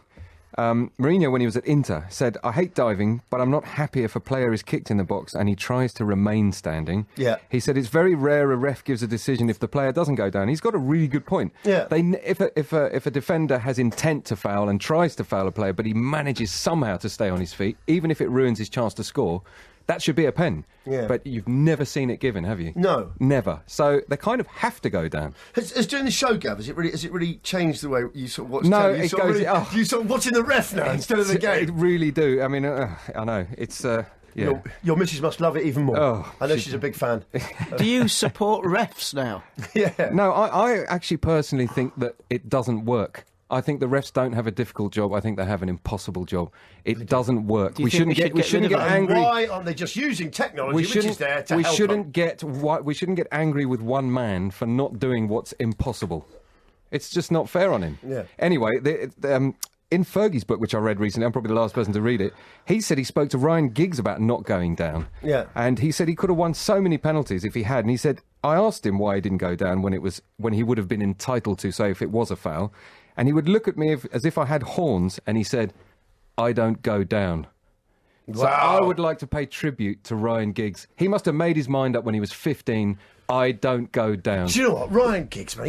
I tell you what, though, he might grow as an act there. But I tell you what, I think the Man United fans who've been on the phone this week in what I've called David Moyes bingo, in terms of just every answer you could. You have a bingo card in your cards. You're going to it took Fergie 3 years to settle down at Man United. Hey, tick it off. Yeah, because Wayne Rooney's unsettled and now they signed the contract. Hey, it's the player. Way, it's not the squad. He inherited a different way.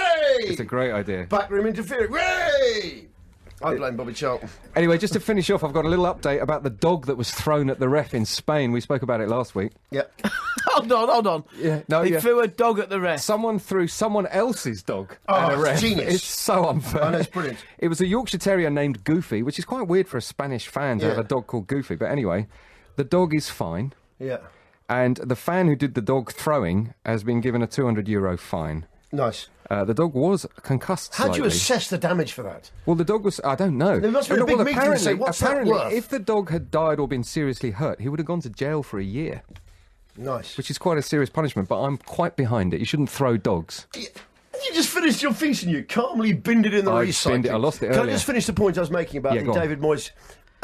About the David Moyes bingo that's been going on, because every phone in is exactly. I mean, no disrespect to anyone, but I'm just listening to the same points again and again. The answer is you got to give the guy to the end of the season at least. And you know my stance on it. Managers should have a season that's theirs. I tell you why, because it stops players jerking him around. Otherwise, it increases player power. That's why. Yeah, it because does. players can just take their foot off the pedal and think, I won't take the blame for this. I'm just going to knuckle down a bit when he goes. Yeah. And then we'll suddenly magically do it for a caretaker manager no one's heard from. A guy who used to just clean the boots. Yeah. But the point is that Ryan Giggs is not... no, I mean, I've heard proper, decent Man United fans calling up and saying, Ryan Giggs, he should be the new manager. I'll tell you exactly who... I'll tell you exactly who can help them out. Ryan Giggs. That's the man they want to go for. They want to go for that Ryan Giggs. I'm thinking, he's got no experience. A 40-year-old footballer. He's got no experience in managers. You can't take on the biggest club in the world just because you're just popular with fans. You're morons. Johnny, apparently that's a very serious idea. That's been entertained at that club at the moment. You can't just go... Well, they give it to a bloke who's got one promotion with Preston. That's all he's won. You can't have someone managing Manchester United whose default facial expression when being interviewed is, it wasn't me. But he doesn't go down, and we love him for that. We love him for that. The warm-up. Non-stop drivel from a man who knows nought about Leeds United. By Chef Wednesday. That's right.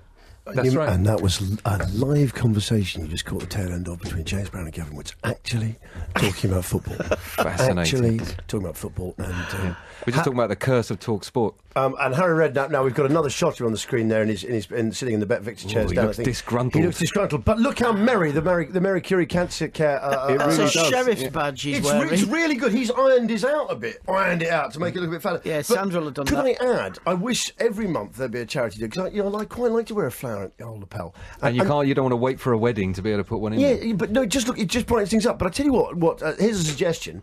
You know the Prince's Trust. Yeah. Well, Prince Charles. I don't know what flower it is, but he always wears. I knew he's immaculate. The way he ties his ties. He's just immaculately dressed. Because he's got a dress, hasn't he? But he's got the. He always wears that. Yeah, he has. He's got that fantastic. He always has a blue flower in his lapel. I don't know what it is. But it looks great. Does it? So the Prince's Trust should replicate that little blue flower. Maybe that's what it is. Might be a Prince's Trust. No, it's not. It's not. He might have got the flower designed on Savile Row.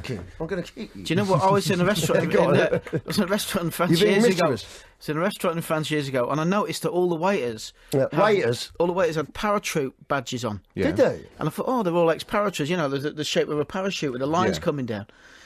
It was only at the end of the meal that I realised actually it was the hand holding the tray at the top. No, was it? Nice. So I'm thinking we're being served by parrots. I was being extra polite. Okay, no. Do you know what? In a second, we've got the footballing outsider. He's coming up. This is someone who knows nothing at all about football. No, I'm not going to be interviewing myself. Although many would say that already happens on the show.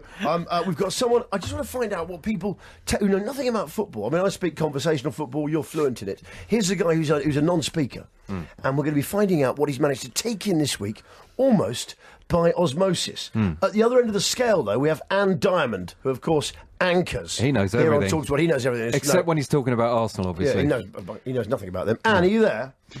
I'm an anchor, there's no doubt about that. You are an anchor, yeah, absolutely right, yeah. It does you good like it bloody well should. You're an anchor. When you were saying somebody who knows nothing about football, I really genuinely thought you were teeing me up there.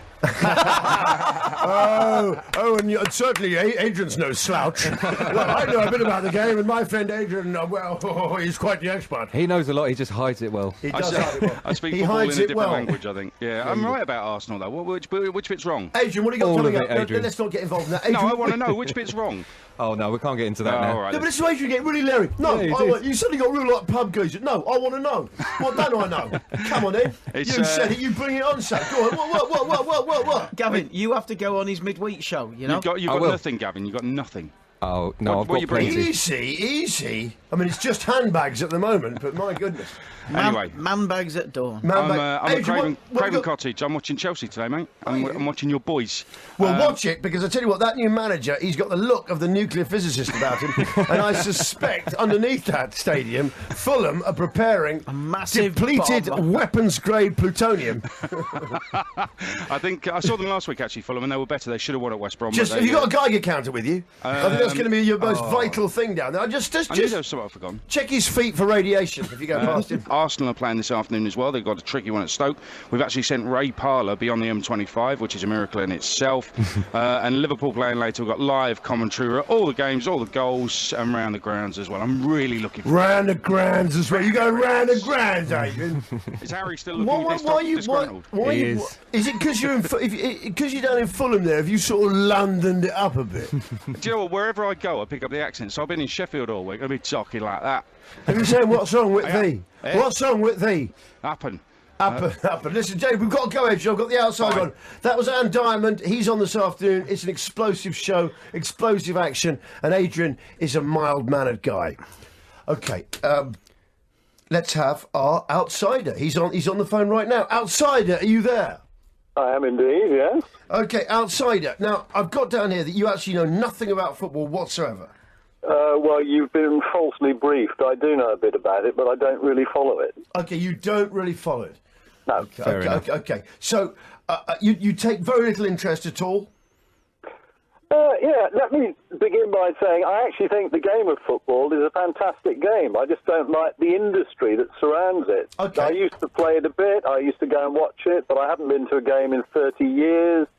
And I think probably the last time I sat and watched a game on TV in full was at least 10 years ago. Okay, what have you taken in from your week? Actually, first of all, just to see the level at which you would take interest, would you watch an FA Cup final still? I mean, if it was sort of of big interest, presumably you wouldn't at all. No. Okay, would you watch it if a British club gets into a European final? Would you watch that? No. England games. Do you watch England games at all? No. If England got into a World Cup final, would you watch that? There's an outside chance, but I watched 1966. I've done you. I watched 1966. I can name all the players in that. But, Okay. the game has changed a lot since then, which is why I don't watch it. Okay, now, so what I want to know is, what have you taken in, as someone who takes no interest in football, what have you taken in from football this week?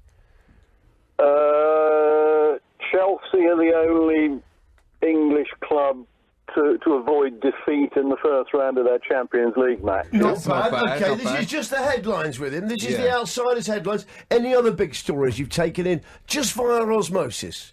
You've plucked out of the ether. Well, Wayne Rooney is about to be paid more in a week than most people would get in about 10 years. That's a good judging one. by your accent, you might well be on the same money.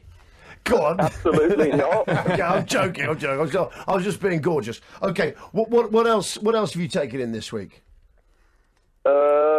Football, not a lot really. I avoid the football pages because they're all about what people say rather than what happens. That's a very good point. It is. Okay. Well, I guess they've got to whip that up because there isn't a lot happening between games.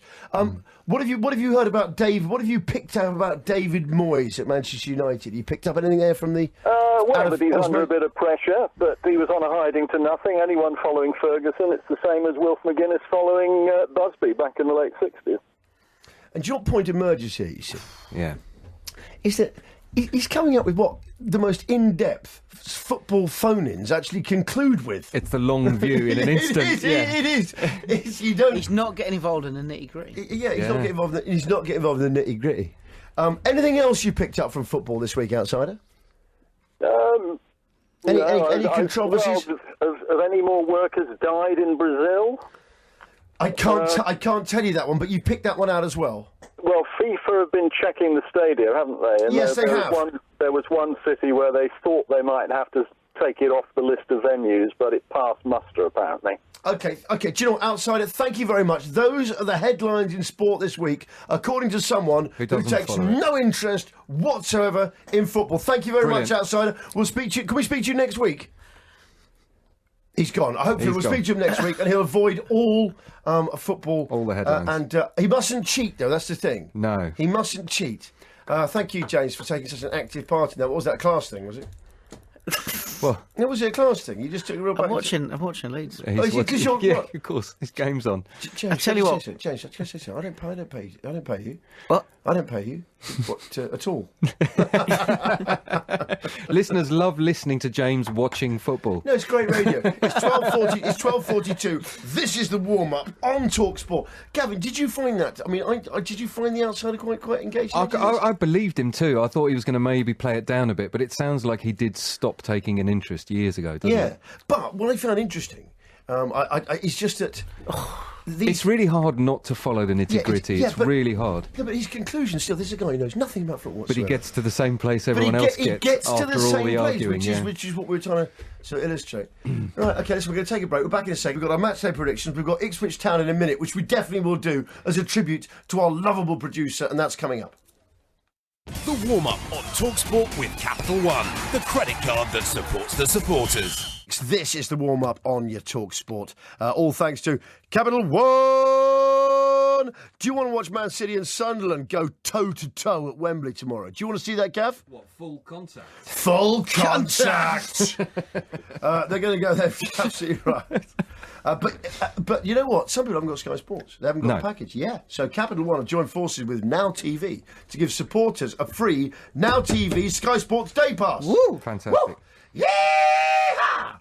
So head to their Facebook page to claim your free code. You go to the Facebook page, you get your code. Dead easy. You just whap that into your... And you're in there. Into your clacker. And you're in there, me old fooney. You're in there. And that's it. You're watching the final. Do you know, we've got a learning minute now, which, interestingly, I've just heard... And we'll go to the learning minute there, Johnny, now, please. And the reason he said that is because he is a fan of Ipswich Town now. Okay, here we go. Oh, Ipswich Town there. Bop, bop, bop. Oh, that's good. Oh, they're good, Johnny. Why did I support them? I don't know. I just saw them. I saw them. It just take. When I saw him, he's fierce loyal. I'm fierce loyal, so I am. Also, what else? They're fierce. Sorry, it's our producer Johnny. They're the boy there now. Bite me there, Johnny. How are you doing? Sorry. Formed in 1878, wow, Ipswich didn't turn professional until 1936 and were elected to the Football League 2 years later. Currently managed by Mick McCarthy! Mick McCarthy! They lie 10th in the Championship, and their key players so far this season have been Aaron Cresswell and David McGoldrick, although McGoldrick will now miss the rest of their season with an injury. We're getting much more facts than we normally get, aren't we? This just came right out my brain. He just closed his eyes and the pen started moving. Exactly right, like in Transformers 3. Right, he just just on the channeled blackboard. it. It's just weird. It actually came out in a weird code at No first. computer required. By the way, don't go to a Leeds. Don't go to an Ipswich match with Chambo. Okay, why? It's a long drive back. Everything you're reading now, I've heard 6 times 4 Tuesdays ago. It's like an audience with Ian Paisley. It's 1 o'clock in the morning. You're driving through Luton, and he's telling you this stuff. I'm only kidding. Now. I don't even know if that reference is offensive anymore. I've completely lost all sense of context and what's appropriate. The Tractor Boys play their home games at Portman Road. Their average attendance is, what do you think, guys? What do you reckon, James? 25,000? Don't be ridiculous. No, I'd say 19,000. It's 16,654. In the late 90s, Ipswich were denied victory in several big games after hitting the left-hand post at the north stand end of the ground. A white witch was employed to lift the hoodoo, and right. 2 years later, the club were promoted to the Premier League. Birmingham City were meant to be cursed as well, weren't they? Were they? A gypsy curse. Yes, they'd I can't remember. They built the ground. St Andrews was built on... I can't. I'm probably lying. They provided the national side with 2 England managers in the shape of Sir Alf Ramsey and Sir Bobby Robson, 2 fine men. God, I wish we had men like them now. And they've never been beaten at home in any European competition. That's a great stat. That's a good stat.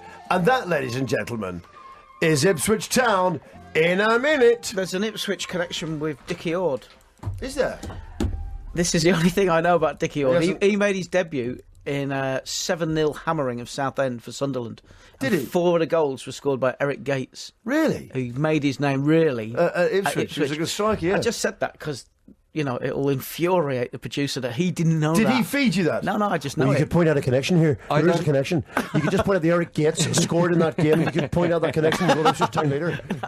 He saw Gavin the other day. Remember, he sees, in like a very cheap version of teletext, just figures drifting before his eyes. He's like, as I say, like Neo in The Matrix. But he bumped into Gav the other day, and Gav was wearing Air Jordan shoes. And he wouldn't have noticed, and if Gavin had been naked, he wouldn't have noticed. He just noticed that logo, Air Jordans. It just came into his matrix. So that was Sports reference on clothing. Is that how Seb Blatter talks to Joe Jordan? Oh, Hair Jordan? Okay, do you know what? He's sitting there quite quietly. But He's back we've from noticed- Russia. He's back! With He's back love. from Russia, ladies and gentlemen. Ballad, Robertsky Ballad, Robertsky Ballad, Robertsky Ballad. Hi! Das Vidania. Ah, dziękuję. Oh, das Vidania. No, that's Polish, yeah. Das Vidania. Did you have a good trip? That means goodbye. But Bye. it's Well, weird. that's where It's I'm going weird. now, yeah, I I'm think, going. I think Privyet is more appropriate. Privyet. Privyet. No, Privyet. Yeah. Privyet. And, and then you might say Как дела? Spasibo. Как дела? Brilliant. It means how are Oh. you? It means how are you? Anyway. Which Sorry. one? You should have gone rather Okay, than sorry, me. sorry, shouldn't sorry. I just learnt it. I was in Dubai and they speak Russian there. Go on. It's a stone, yeah, it's a gubka. What's that mean? That sounds Means, Estonian. is it a stool? No, it's a rubber. What? That's all I When are learned. you going to use just that? sort of- When are you I always ever going to remember- use that? Don't ask Okay, me, okay. ask the people who set like O-level Russian. Vodsky to go But немножко just- Russian. Did you know something? That's a Schweppes advert. Is it? Yeah. A lot of Russian, as I say. Crates of it are now arriving It's like outside. Portuguese. Did you have a isn't it? nice time, Bob? No, I didn't. Why not? It was all downhill. Why didn't you like it? The food was awful. The accommodation was dreadful. No, we're not talking about Talk Sport. We're talking about Russia. They weren't ready. They Really? weren't ready. It Okay, wasn't- again, like James said, we're not talking about Talk Sport now. How was Russia? Did they wing it? No, really, was it really crummy? Was Did it? they wing it? They went.